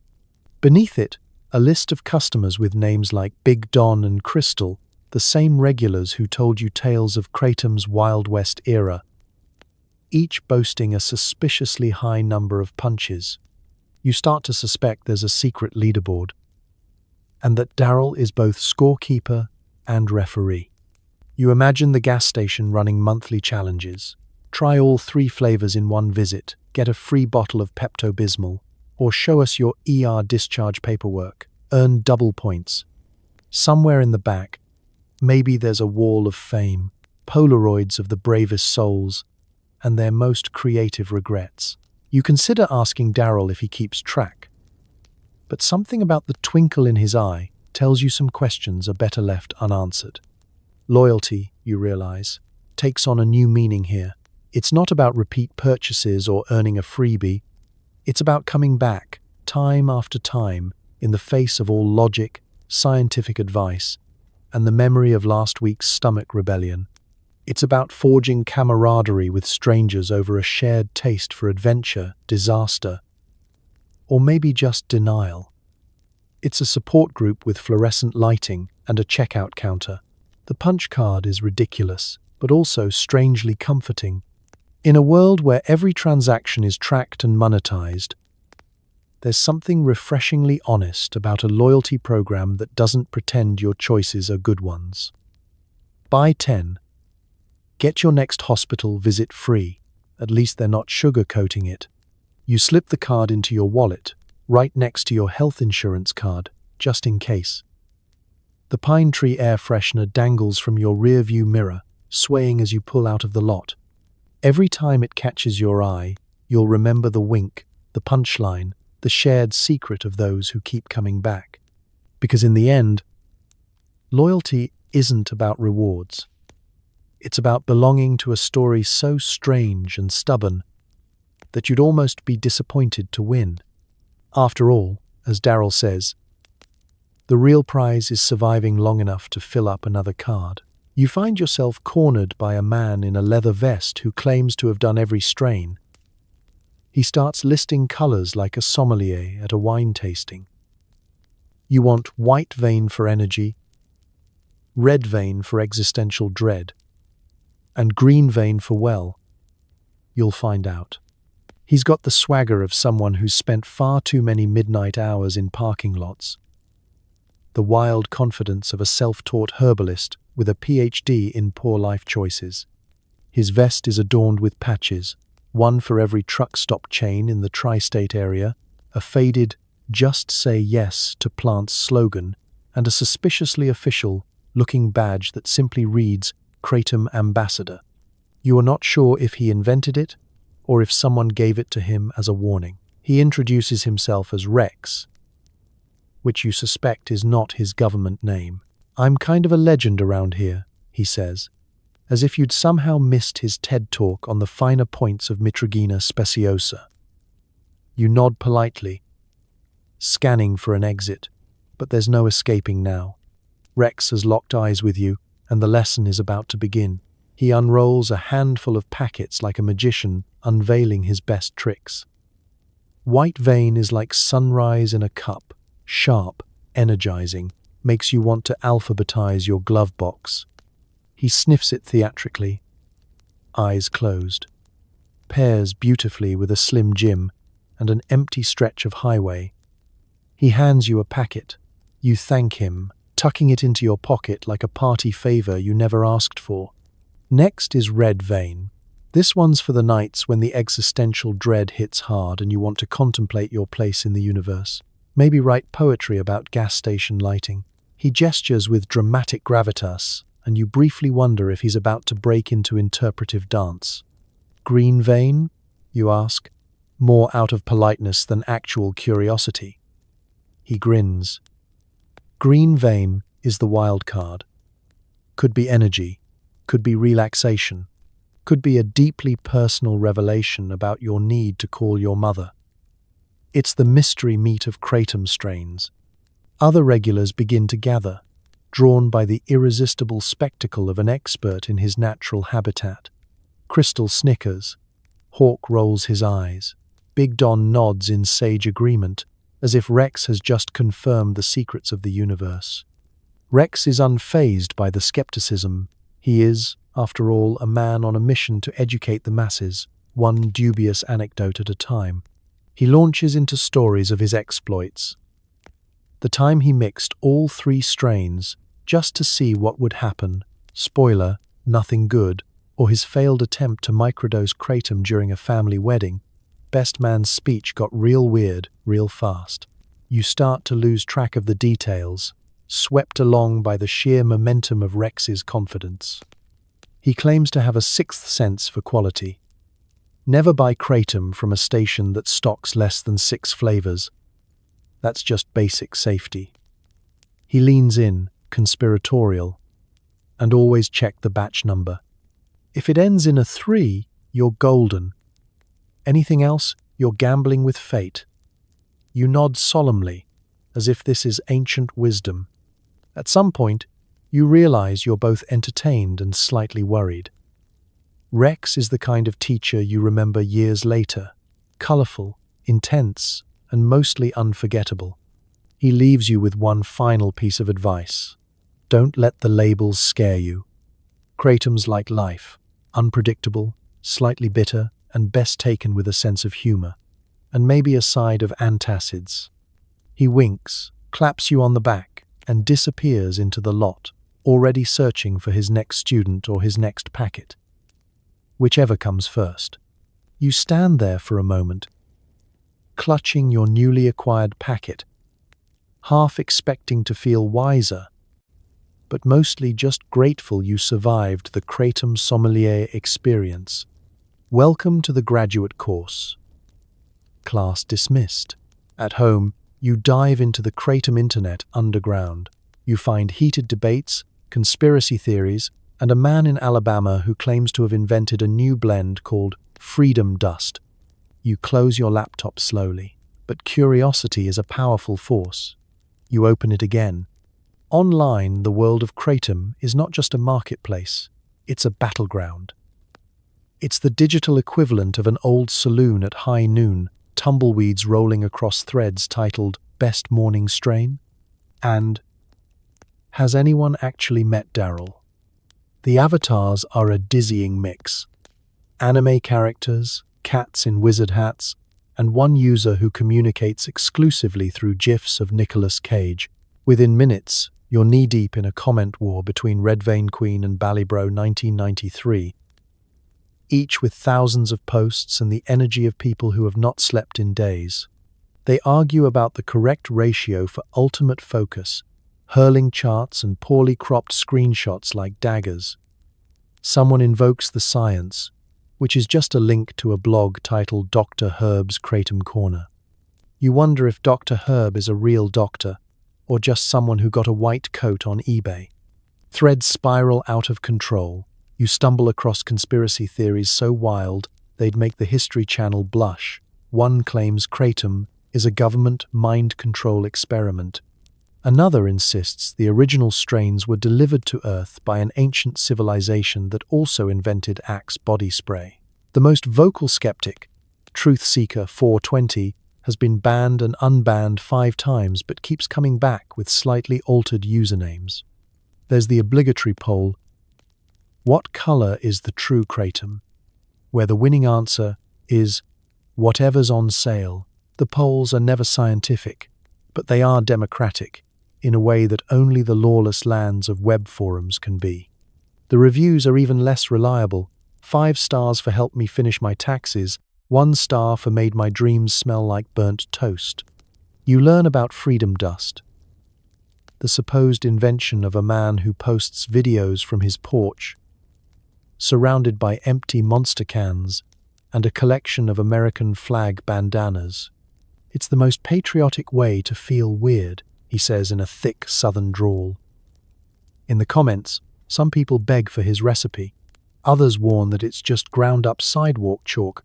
A third group argues over whether it's been officially banned in Ohio or just in his HOA. It's not all chaos.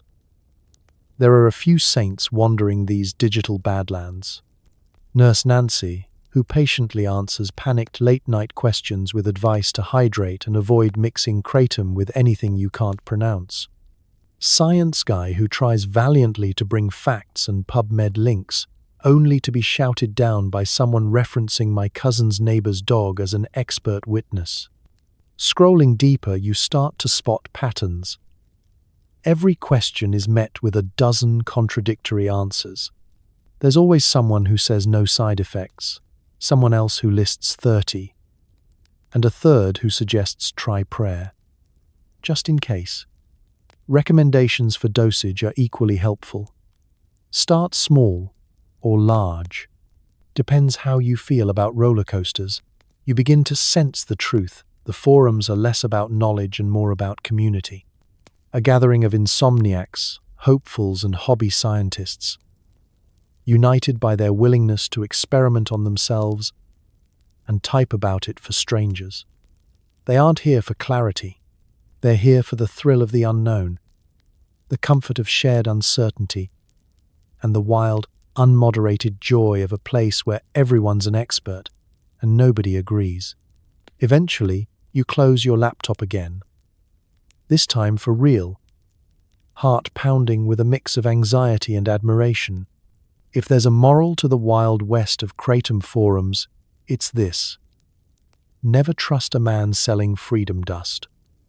Always check your sources. And above all, remember that sometimes the only difference between wisdom and madness is the number of upvotes. Sleep, for the moment, feels impossible. But you're not alone. Somewhere, 100 strangers are awake, arguing over plant powder in the digital dark. And that, somehow, is comforting. You consider launching a YouTube channel dedicated entirely to reviewing gas station supplements. Episode 1. Will this Kratom make me see God or just fail my drug test? You quickly abandon the idea after reading the disclaimer on the back. Still, the concept lingers, taking root in the fertile soil of late-night ambition and questionable judgment. You picture yourself behind the dashboard camera, car interior transformed into a neon-lit studio. Maybe you throw on a pair of gas station sunglasses for extra flair. Branding is everything. Welcome back to Rest Stop Reviews, where we put our insides on the line so you don't have to. Episode ideas spill into your brain faster than taurine into an energy drink. Power ranking gas station powders, from tingly to hospital bracelet cheeks. The Great Herbal Showdown.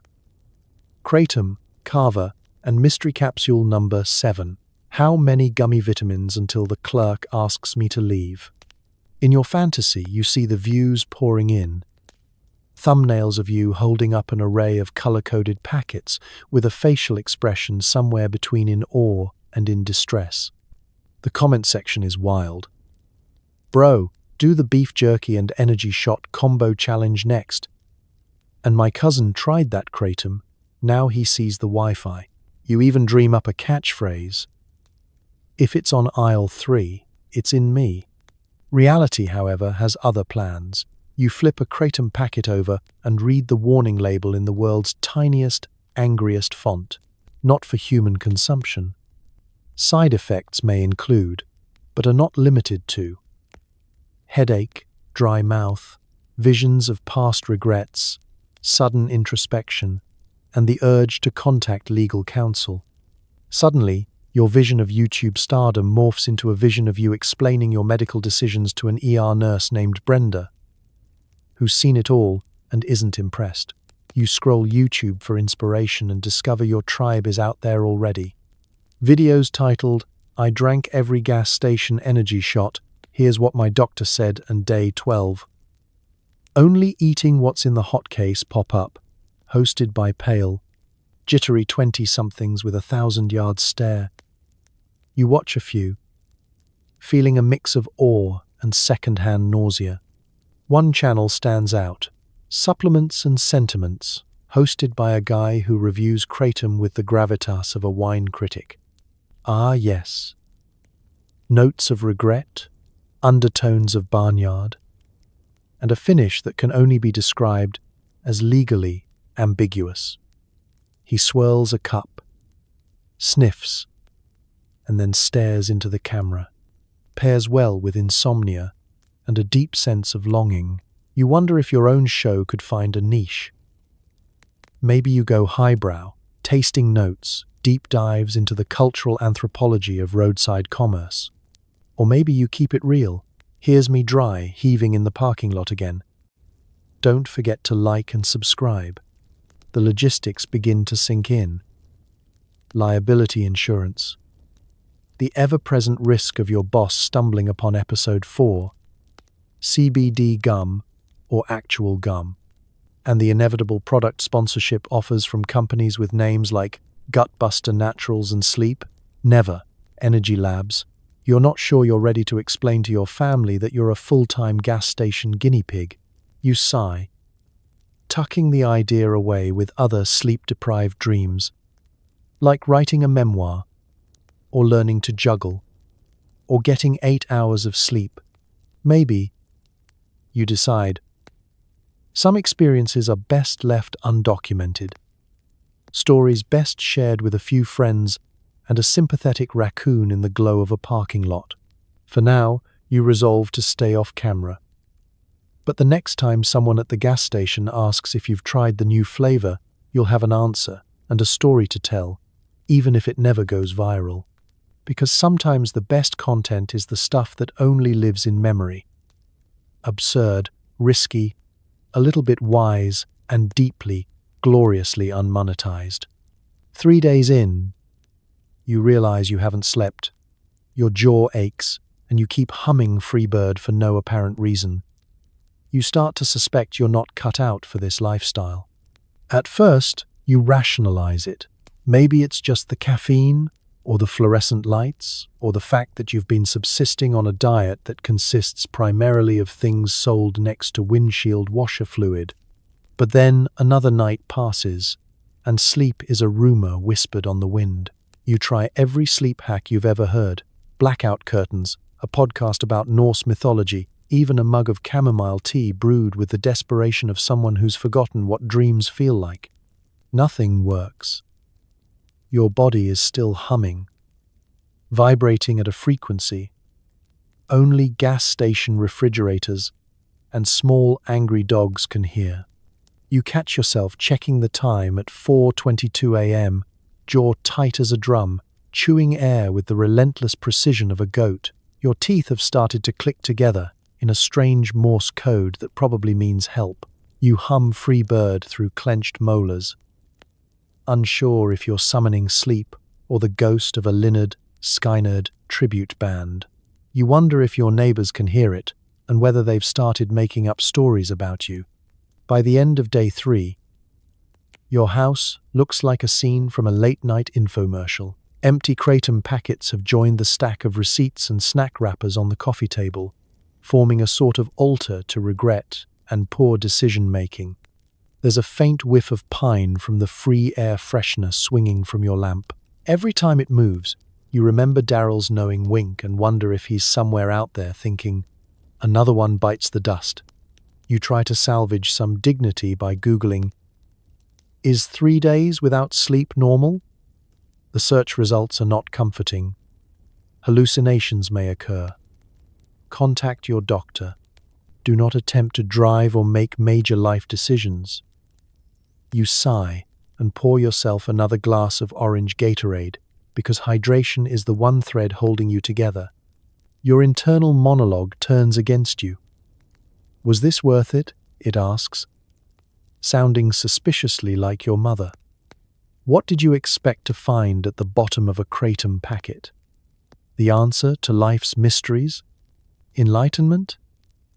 At best, you've found out what your limit is, and it's somewhere between lemon law and mystery berry. Every little thing becomes a cosmic joke. You drop a spoon and burst into giggles. You forget your own Wi-Fi password and stare at the blinking router like it's mocking you. When you finally try to sleep, your legs won't stop twitching, and your mind recites snippets of gas station philosophy.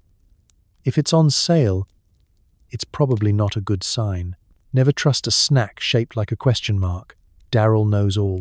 At some point, you make a list of things you'll do when you finally recover. Eat an actual vegetable. Go outside during daylight. Apologize to your nervous system. Write a strongly worded Yelp review for the gas station. You don't, but the thought comforts you. You realize, as you lie there in the darkness, jaw unclenching ever so slightly, that you're not alone in your regret. Somewhere, in parking lots and bedrooms across the country, other souls are awake, humming old classic rock, wide-eyed and wired, all united by the bizarre, stubborn hope that maybe, just maybe, this time it will be different. Sleep finally creeps in, slow, uncertain, wary. It brings no visions, no revelations, just a quiet fade to black, and the promise that tomorrow at least, you'll walk past the Kratom display a little wiser, a little warier, and a lot more grateful for the boring miracle of a good night's rest. You research the legal history of Kratom in the United States. It's legal here, banned there, and sold everywhere. The packaging claims it's for research purposes only, which is probably just legalese for good luck, pal. You fall down the rabbit hole of legal ambiguity. A place where state borders mean everything and nothing, where the fate of a green powder is decided in fluorescent-lit rooms by people who probably think herbal supplement is just another word for something I wouldn't let my children touch.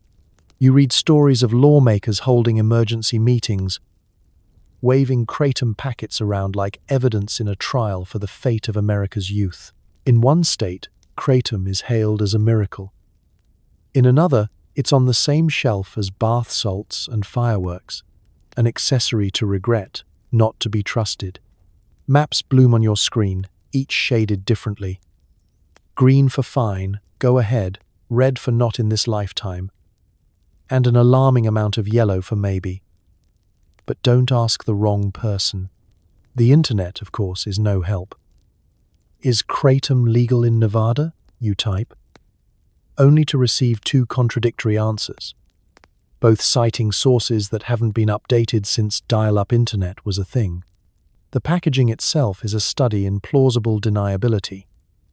For research purposes only, it reads, in cheerful bubble font. You imagine a crowd of scientists in lab coats, swirling Kratom lattes while jotting down notes. Subject appears to feel confused. The fine print continues. Not intended to diagnose, treat, cure, or prevent any disease. Also not intended, apparently, to provide clarity, comfort, or consistent effects. You try to find an official agency. Someone, anyone, who will admit to regulating this stuff. The FDA releases ominous statements.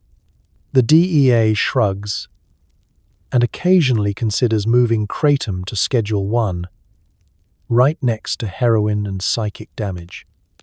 The CDC seems mostly interested in keeping track of who called poison control last week. Meanwhile, your local gas station is running a 2-for-1 sale. The whole thing feels less like a product launch and more like a modern-day gold rush. There are self-styled Kratom entrepreneurs with Instagram accounts and dubious credentials. They tout rare strains and enhanced extracts, most of which appear to be mixed together in the back room by someone who failed chemistry on purpose. Testimonials abound. Changed my life. gave me the confidence to ask for a raise, made me see the true nature of reality, which turned out to be mostly coupons and disappointment. It's a wild west of marketing. All natural, ethically harvested, lab-tested, as if any of these phrases mean anything when slapped on a foil packet with a cartoon gorilla flexing for the camera. The word mitragunine floats across the label like a password for a secret society. There's always a disclaimer, always a warning, and always a little winking assurance that, if you believe hard enough, your kratom is totally, definitely, probably legal. You read a few news articles, kratom raids, debates in state capitals, the occasional impassioned speech about personal freedom. You picture Darryl testifying in front of Congress, holding up a bag of lemon law and saying, "With all due respect, Senator, nobody's buying this stuff for research." You suspect he'd win a standing ovation. By the end of your research, you feel less informed and more existential. You stare at your packet, legal in your zip code, banned just a few exits down the interstate, and available for research if your definition of research is surviving the night. You marvel at the audacity of it all. In a world obsessed with order, regulation, and safety, the gas station kratom aisle remains a lawless frontier, an open invitation to gamble, experiment, and, most importantly, accept the consequences. You tuck your packet away, feeling a little like an outlaw, a little like a scientist, and mostly like someone who just learned the true meaning of buyer beware. Every story has red flags. For you, it was the tiny, handwritten sign above the kratom. No refunds, no returns, absolutely no questions. You remember seeing it, but decided to roll the dice anyway. Classic. You know you saw it. The sign, written in smudged Sharpie and taped at an angle that suggested either a rush job or deep existential dread, was not exactly subtle. It shared shelf space with a sun-bleached bobblehead, a plastic cactus, and the kind of dust that only accumulates on things never meant to be touched. No refunds, no returns, absolutely no questions. It didn't just suggest danger, it practically begged you to turn around and choose the safer path. A king-size Snickers, a pre-mixed cappuccino, anything. But curiosity is a powerful drug, and optimism is its loyal sidekick. So you read the sign, felt the primal urge to ask a question anyway, and immediately remembered Darryl's steely gaze, the universal clerk's warning look. Don't you dare. Instead, you rolled the dice, figuratively, and possibly literally, given the uncertain origins of everything behind the plexiglass. It's the kind of choice you always think you'll avoid until the moment is upon you. Sure, you tell yourself, the sign is probably a joke, but it's not a joke. It's foreshadowing, served with a wink and a silent challenge. You begin to notice other signs now that hindsight has kicked in. The flavor names: Mango Inferno, Tropical Blast, Lemon Law. Not a one is reassuring. Each one feels like a dare, a test of willpower, or perhaps stomach lining. There's also the packaging, sealed so tightly it takes the strength of a lumberjack and the ingenuity of a NASA engineer to open. That's not convenience, that's containment. Then there's the placement. Not in the health aisle, not next to the vitamins, but squarely between the beef jerky and the herbal incense. Two items that, by law and common sense, should never share a shelf with anything going in your body. The kratom sits at eye level, nestled behind a thin layer of dust, as if the universe itself is trying to tell you, you don't need this, friend. Move along. And let's not forget the warnings. The back of the packet reads like a legal disclaimer for a dangerous new theme park ride. Not for human consumption. Do not use if pregnant, nursing, or in possession of common sense. may cause drowsiness, alertness, or both. If you squint, there's even a smiley face drawn next to the expiration date, as if the manufacturer is congratulating you for still being alive to read it. Even Darryl, the clerk, was a walking warning sign. He didn't sell you the Kratom so much as transfer it into your custody. "You sure you want to do this?" he asked, with the world weariness of someone who has seen too many midnight regrets. You nodded, as if your nod was insurance against disaster. But the biggest warning sign, the one you couldn't see, was the little voice inside your head that whispered, "Maybe just buy some gum." That voice was drowned out by the siren song of what if. What if this time is different? What if this is the adventure you've been waiting for? What if you're the outlier? The one person who tries gas station Kratom and achieves enlightenment instead of indigestion.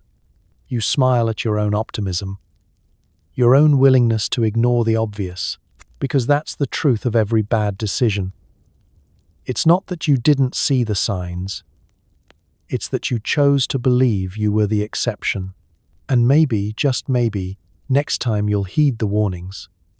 Or at least ask Darryl for the story behind the sign. But let's be honest, probably not.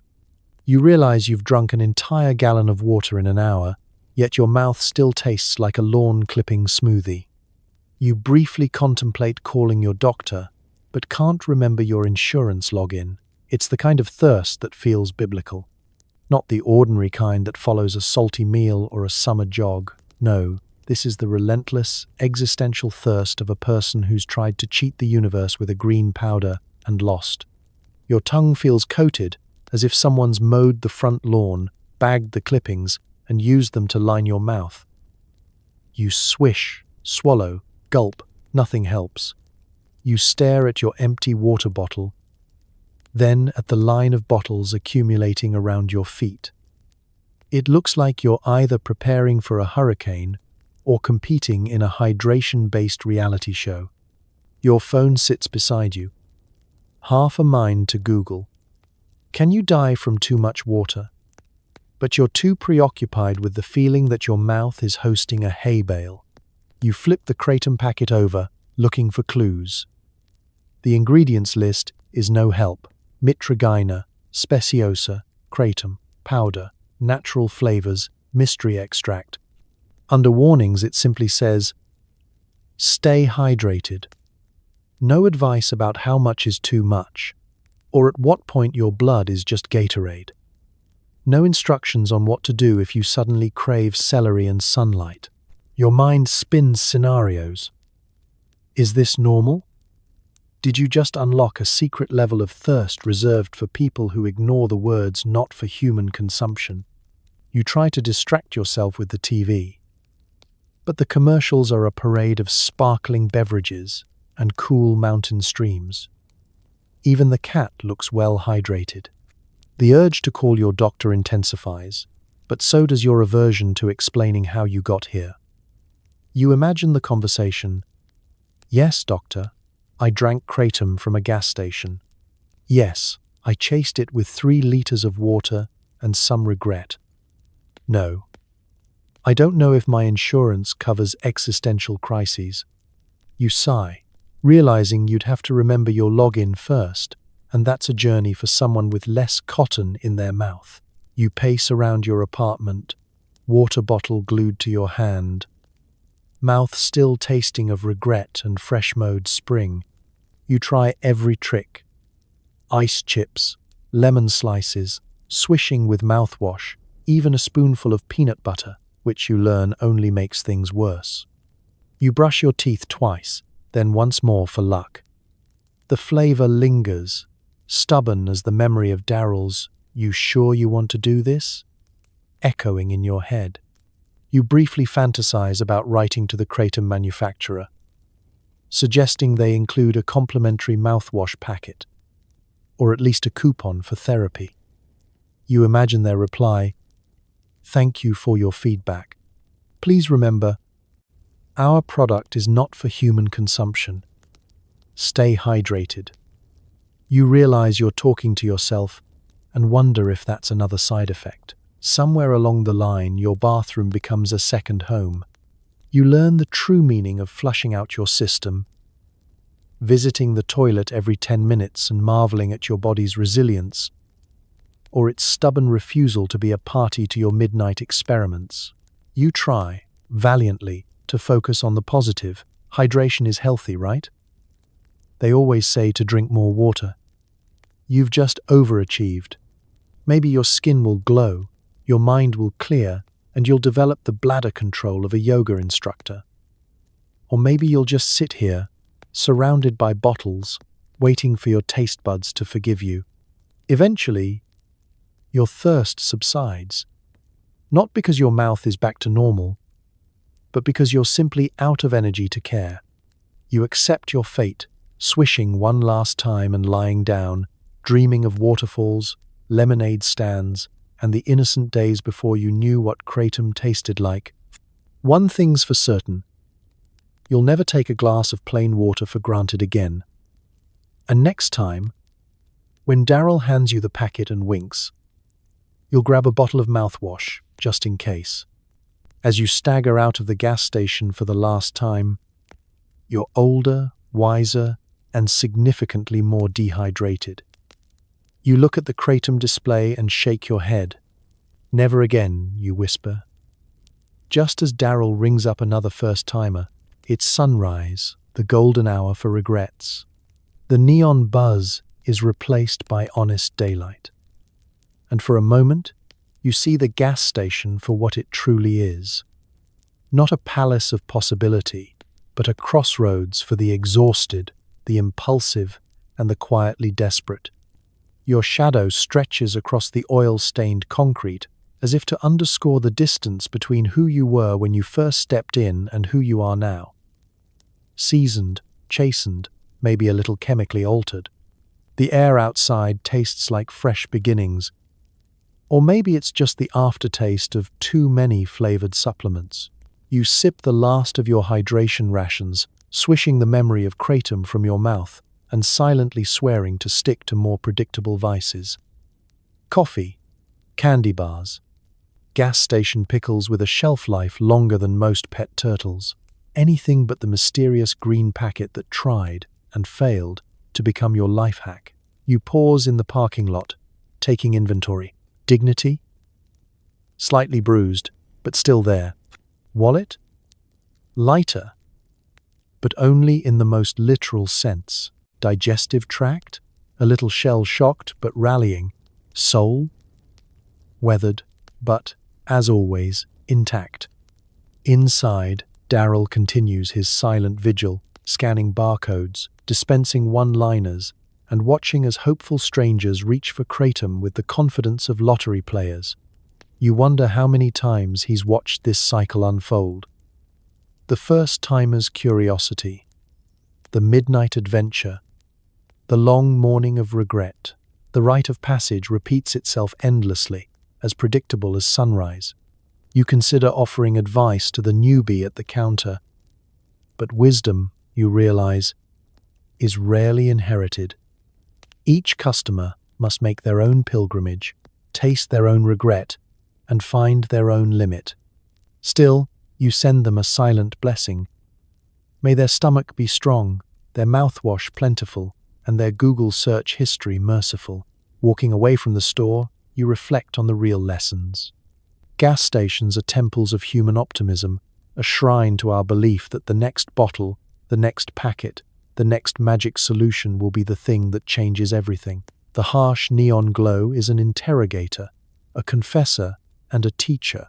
It reminds you that shortcuts are never as short as they seem, and anything labeled not for human consumption should probably stay that way. You marvel at your own resilience, the capacity to endure, to bounce back, to laugh at your own follies. This is the true fuel that gets you home.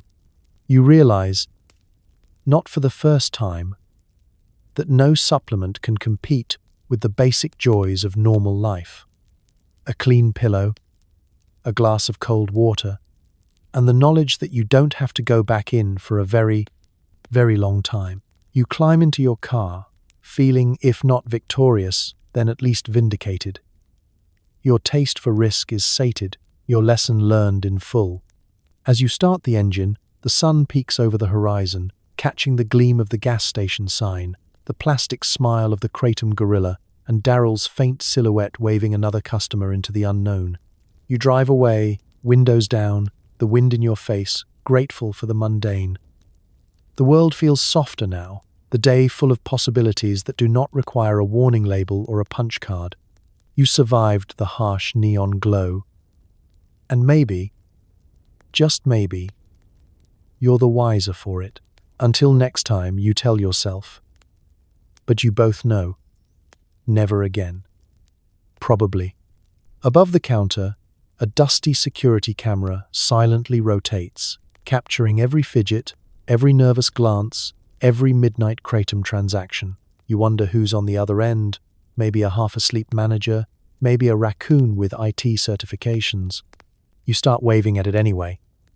Just in case tonight's footage ends up on an episode of World's Dumbest Purchases, there's a particular paranoia that comes with being observed under harsh fluorescent lights, caught somewhere between shame and spectacle. The camera is always there, a single beady eye in a plastic dome, watching over snack aisle drama and 3 a.m. existential crises. It doesn't judge, it just records, indifferent to the flavor of regret in the air. You start to notice it more now, the way it moves with lazy precision, never quite looking away. When you reach for a suspiciously bright green Kratom packet, it tilts just slightly, like a nosy neighbor peering over a fence. Is it following you? Or is it just programmed that way? You can't decide, so you assume the worst. After all, this is a place where plausible deniability is written in Sharpie above the register. There's something oddly reassuring about the thought of being watched. It means you're not alone in your late-night misadventures. Maybe somewhere in the back office, there's a manager with a styrofoam cup of coffee and a bingo card of strange purchases. Suspicious herbal supplement? Check. Microwave burrito at 2:48 a.m.? Check. Customer using cinder block bathroom key as a dumbbell? Bingo. You imagine the highlight reel at the staff Christmas party, your face, frozen in indecision, forever immortalized in grainy black and white. You wonder how many stories the camera could tell if only someone bothered to listen, the nervous first-timer clutching their loyalty card, the hardened regular, buying 3 flavors and a scratch-off ticket, Daryl, making change with one hand and a cryptic peace sign with the other. There's a comfort in knowing your midnight follies are shared, even if only by silent silicon witnesses. Your mind wanders to the wild possibilities. What if, on the other end, it's not a manager or a raccoon, but an entire panel of judges? Tonight's contestant approaches the counter. Will they choose Lemon Law or Mango Inferno? Oh, a hesitation. A glance at the nutritional information. The judges love the drama. You stifle a laugh, realizing you've started performing for an audience of one, or perhaps none. As you complete your purchase, you can't resist mugging a little for the lens, giving your best caught in the act smile. Daryl notices and raises an eyebrow. Camera's seen worse, he says, ringing you up. Saw a guy try to pay for Slim Jims with Pokemon cards once. You're fine. You relax. Just a little. If you're going to be immortalized, better to go down as a comic relief than a cautionary tale. Back in the car, you reflect on how much of life is spent under someone's gaze, real or imagined. In the harsh neon light, the camera is both judge and confessor, bearing silent witness to all the late-night bargains we strike with ourselves. It records not just transactions, but transformations. Hopeful to regretful, bored to adventurous, cautious to daring. For a moment you feel seen, not just watched, but understood. The camera gets it. It's there for every story, every punchline, every never again that somehow turns into maybe just once more. As you pull away, You give one last wave to the blinking red light, thanking it for documenting your absurd journey, your spectacularly poor decision-making, and your unbreakable spirit. After all, life is just a series of highlight reels waiting for an audience.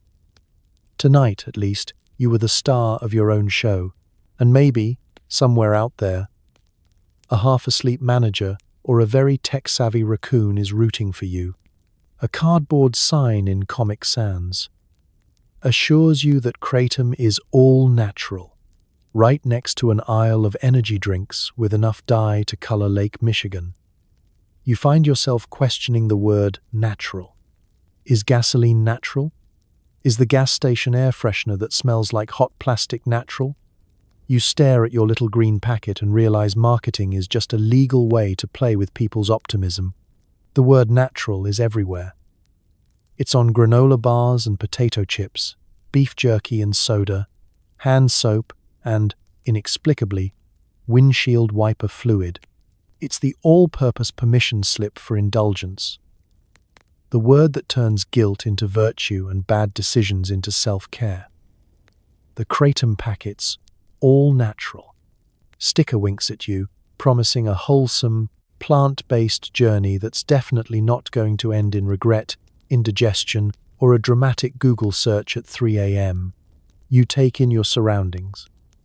Next to the Kratom display, there's a shelf stacked with energy crystals in plastic tubes. Detox shots, promising to cleanse your soul, or at least your colon, and a bottle of brain-boosting syrup in a color not found anywhere in nature, except, perhaps, at a toxic waste spill. The air freshener aisle is a fever dream. Rainstorm, vanilla volcano, new car, but with trauma, all natural. If you believe the packaging and suspend disbelief, you start to play a game. Is it natural? Nacho cheese chips that glow in the dark? Beef sticks that don't expire until 2028? Water in a can sold next to soda, but labeled for hydration only? The answer, of course, is always yes. If you stretch the meaning of natural far enough to encompass anything that once made contact with the earth, or a marketing department, you realize that natural is not a promise, but a suggestion, a friendly nudge to believe that the universe wants you to feel good about yourself, no matter what you're putting in your body. You think about all the other labels you've seen tonight: herbal, organic, ethically sourced, lab, tested. Each one is a carefully constructed mirage designed to soothe your conscience and move product off the shelves. You picture a boardroom full of executives debating which word to use this year. Let's try wildcrafted, that feels even more natural. Somewhere, a graphic designer sighs and opens Comic Sans, the font of earnest but misguided trust. The absurdity becomes cosmic when you remember where you are. A gas station, the ultimate temple of human innovation, convenience, and processed snacks. You're surrounded by motor oil, lottery tickets, and energy drinks named after wild animals and psychological conditions. Yet here, natural is supposed to mean something. It's supposed to signal safety, tradition, maybe even wisdom. Instead, it's a rickety bridge from the field to the checkout counter, and you, like so many before, are about to cross. You glance back at the all-natural sign, then at the clerk, who is currently restocking a freezer with neon-colored slushies. You want to ask, what does natural even mean here? But you don't, because you already know the answer. It means whatever gets you to ignore the little voice in your head saying, shouldn't you just eat an apple? You turn the Kratom packet over in your hands, searching for something honest. The ingredients list is short and mysterious. The warning label is long and ominous. And the all-natural promise sits at the top, a proud, harmless lie that everyone, including you, is willing to believe, if only for a moment. In the end, you realize the only truly natural thing in this place is doubt. And maybe, Just maybe, that's the most important ingredient of all. A group of regulars has formed an impromptu philosophical salon near the microwave burritos. Someone launches into a passionate defense of herbal supplements, while another argues that if something is sold next to motor oil, you probably shouldn't swallow it. The conversation gets deep. You nod sagely, mouth full of generic brand cheese puffs, pondering the mysteries of consumer choice. It's the kind of gathering that could only happen in the neon purgatory of a 24-hour gas station. The clock says it's almost 2, but time is mostly theoretical here. The harsh overhead lights bleach the world of subtlety. And the only thing sharper than the scent of scorched cheese is the ongoing debate about what counts as safe for human consumption. Crystal is holding court, her argument fortified by years of personal research and an alarming tolerance for risk. "Listen," she says, waving a half-empty Kratom packet like a lawyer with Exhibit A, "plants are natural.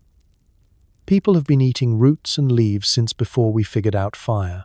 Her logic is unassailable if you ignore most of human medical history.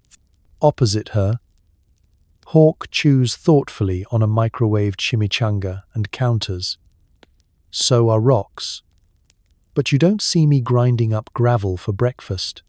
He gestures toward the shelf where supplements, air fresheners, and a suspiciously ancient bottle of cough syrup share space. Rule of thumb: if you can buy it next to a tire gauge, don't put it in your body. The debate escalates. Someone quotes an article from a website called Herbal Warrior News. Another insists their cousin's neighbor swears by Kratom. Or was it kava? Or maybe it was just regular caffeine pills. Someone else muses that if the FDA hasn't banned it yet, it's either a miracle cure or nobody's gotten around to updating the paperwork. You, meanwhile, find yourself considering the philosophical implications of cheese puffs that melt into nothing and a bottle of neon yellow energy drink that claims to be brain fuel. Who decides what's safe? Is safety just a feeling, or is it the lack of regret 3 hours later? You realize you're pondering the mysteries of consumer choice in the company of people who buy sushi at a place where the most popular condiment is ranch dressing. Big Don, never one for words, finally breaks his silence. "My rule? If Daryl won't eat it, neither will I." This produces a ripple of agreement. Daryl, ever the stoic, shrugs and says, "I don't trust anything that comes with its own instructions and a warning label in size 4 font." A young man in pajama pants offers a counter-argument, gesturing with a burrito. "If we don't experiment, how will we ever evolve?" He's met with skeptical glances, but nobody outright disagrees. After all, every regular has their story, one product, one night, one bad decision away from becoming the next cautionary tale. The debate club reaches a momentary truce as the microwave dings, signaling a fresh batch of regrets. You lean back, feeling the camaraderie that only comes from shared uncertainty. There's an unspoken understanding among the group. Nobody here is an expert, but everyone is willing to risk being wrong together. That, in itself, is comforting. You look around the circle, faces illuminated by the harsh light, eyes bright with curiosity or sleep deprivation or both. This is the real appeal of the gas station at midnight. Not the snacks, not the supplements, but the company, the sense that, in a world of shifting rules and questionable choices, you're not alone in wondering, arguing, or occasionally making a complete fool of yourself. You finish your cheese puffs and nod sagely. If nothing else, you've learned that wisdom is less about knowing the right answer and more about finding people willing to debate the question with you, especially when the only thing on the table is a questionable burrito and a handful of hope. You try to gather your thoughts, but the soda fountain is making a noise that sounds like a dying refrigerator gargling gravel. It's a constant background symphony, a reminder that comfort is always just out of reach. as you watch someone fill a cup with cola, actual question mark included. You reflect on how the soundtrack of poor life choices is always louder under fluorescent lights. There's no escaping it. Every time you attempt to collect yourself, the soda fountain offers a groan, a whine, a rattle that seems perfectly timed to whatever existential moment you're enduring. It's as if the machine knows every customer here is balancing on the razor's edge between caffeine-induced optimism and the quiet despair of a midnight snack run. The soda fountain is old, possibly as old as the gas station itself. A relic from an era when carbonation was a luxury and flavor was more suggestion than guarantee. Its stickers have faded from cherry, root beer, and cola to a single ambiguous button labeled simply the cola. Button dispenses a liquid of uncertain origin, brownish, with a scent somewhere between artificial vanilla and something you'd find leaking from a science fair volcano. The locals treat it like a roulette wheel. They line up, weary-eyed, pressing buttons and making wagers with fate. Will it be too flat? Too sweet? Will the syrup run out mid-pour, leaving a half cup of existential disappointment? Nobody complains. Everyone understands that the machine is both a blessing and a curse. The closest thing to a slot machine that you'll find outside Nevada. Tonight, you watch as a man in pajama pants, who could be a philosopher, a drifter, or the CEO of a small tech startup, patiently fills his cup, his face a mask of hopeful resignation. He sniffs the liquid, shrugs, and takes a sip, as if daring the universe to surprise him. It never does. The buzz continues, unyielding, a sound that's both white noise and a warning. It drowns out conversation, fills the awkward silences, and ensures that no confession, however quietly whispered, goes unheard by the spirits of carbonation past. In this sonic landscape, even your thoughts have to shout to be heard. You find yourself timing your decisions to the machine's rhythm. A beat for picking a snack, a buzz for reconsidering your life choices, a grinding rattle for that split second when you think maybe you should have just stayed home. You catch Daryl's eye. He mouths something you can't hear, but you assume it's either don't trust the grape flavor or never ask for extra ice. Both pieces of advice feel equally wise. For a moment, the buzz ceases. The room falls silent, as if the building itself is holding its breath. The next customer steps up and presses the cola button. With a sigh and a sputter, the symphony resumes. You exhale, oddly relieved. In a world of unpredictability, at least the soda fountain is reliably unreliable. You take a sip from your own drink. The taste a little off, but strangely familiar, comforting, in the way that only things you know you shouldn't love can be. The buzz, the glare, the hum of the coolers, these are the soundtrack of the gas station, the music of the late-night wanderer, the chorus of choices both good and bad. As you head for the exit, cup in hand, you realize the soda fountain isn't just background noise. It's the anthem of the night, the restless pulse of a place where nobody quite fits in, but everyone finds a kind of belonging. Out there, the world is quiet, but here, under the relentless buzz and fluorescent glow, you're exactly where you're meant to be, somewhere between regret, possibility, and the next questionable refill. In a moment of wild optimism, you decide to bring your half-used Kratom packet back for a refund. Daryl gives you a look reserved for people who ask if gas stations accept cryptocurrency. He points to the sign, no refunds, no returns, no exchanges, no regrets. You mumble something about consumer rights and slink out, clutching your packet of regret and a free pen that doesn't work. It's the kind of errand that feels daring, noble, and profoundly misguided from the very beginning. You rehearse your argument in the parking lot, channeling your inner customer service warrior. It didn't work for me. It tasted like a haunted garden. I'm pretty sure my tongue shouldn't be this numb, but none of that prepares you for the steely, unfazed gaze of a man who has seen every shade of customer regret. You march up to the counter, Kratom in hand, trying to project confidence. Daryl doesn't flinch. He's been waiting for this moment.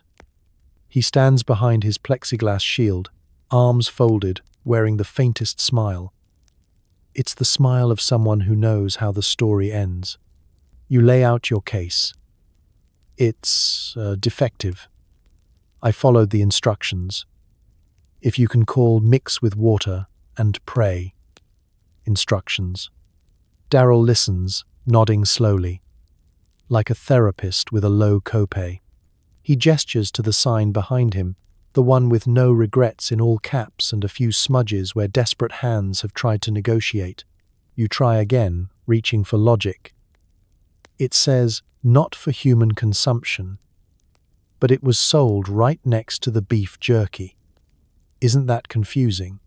Daryl shrugs, which in gas station language means, if you have to ask. You already know.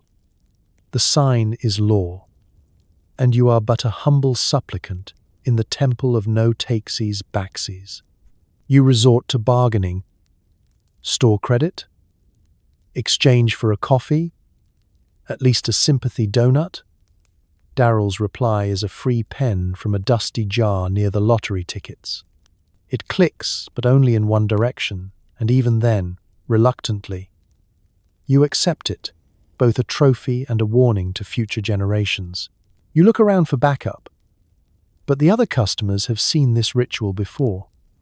They avert their eyes, giving you the space to conduct your transaction with dignity, or at least minimal audience participation. You realize you're not the first to attempt the great return, and you definitely won't be the last. Your arguments falter as you realize the futility. The packet feels heavier now, weighed down by the combined inertia of policy, pride, and 1,000 never-agains. You slink toward the door, your free pen and half-used Kratom your only consolation prizes. Outside, the morning is too bright, and your defeat feels personal. You consider starting a blog. Denied. Tales from the return desk. Chronicling your many failed attempts to exchange regret for store credit. You imagine Daryl as the recurring villain, arms always folded, sign always looming. As you toss the pen into your glove compartment, where it will live, useless, among expired coupons and sticky pennies, you realize that some things are meant to be kept, not returned. Bad decisions, like gas station Kratom, are souvenirs from the road of life. You try, you fail. You leave with a story and the faintest trace of green powder under your fingernails. The sign inside doesn't lie. No refunds, no returns, no exchanges. And as for no regrets, that part's negotiable, and so you've survived it. You've made it through the flickering fluorescent apocalypse of the midnight gas station. You've stood under the harsh glow of aisle lighting that makes every human being look like they're auditioning to play a crypt keeper. You've endured the suspicious coffee, the loud soda fountain, the cinder block bathroom key, and the emotional roller coaster of buying an herbal powder called Tropical Blast from a man named Daryl who hasn't experienced joy since 2009. And somewhere along the way you've seen what makes this little gas station Kratom tragedy so uniquely American. Because it's never just about the Kratom. It's about exhaustion, loneliness, chronic pain, bills, stress, the crushing feeling that life is too loud and your brain won't shut up. It's about people trying to survive, trying to feel normal, trying to get through one more shift, one more night, one more stretch of highway, using whatever is available behind the counter next to the vape pens and the suspicious pills in a bottle shaped like a grenade. And you know what? That's kind of heartbreaking, and kind of ridiculous, and painfully human. So tonight, as you lie there in a clean bed with air conditioning, safe water, and the luxury of not having to use a gas station bathroom unless you absolutely have to maybe whisper a quiet thank you, not just to modern comforts, but to your own stubborn resilience. Because if you can make it through life without buying mystery powder from a convenience store at 2 a.m., you're already doing better than most. And if you have done it well, you're still here. So let your mind settle. Let your body sink. Let the world fade out softly, like the buzzing lights above the snack aisle finally turning off. Good night, my friend. And please, for the love of all that is holy, drink some water.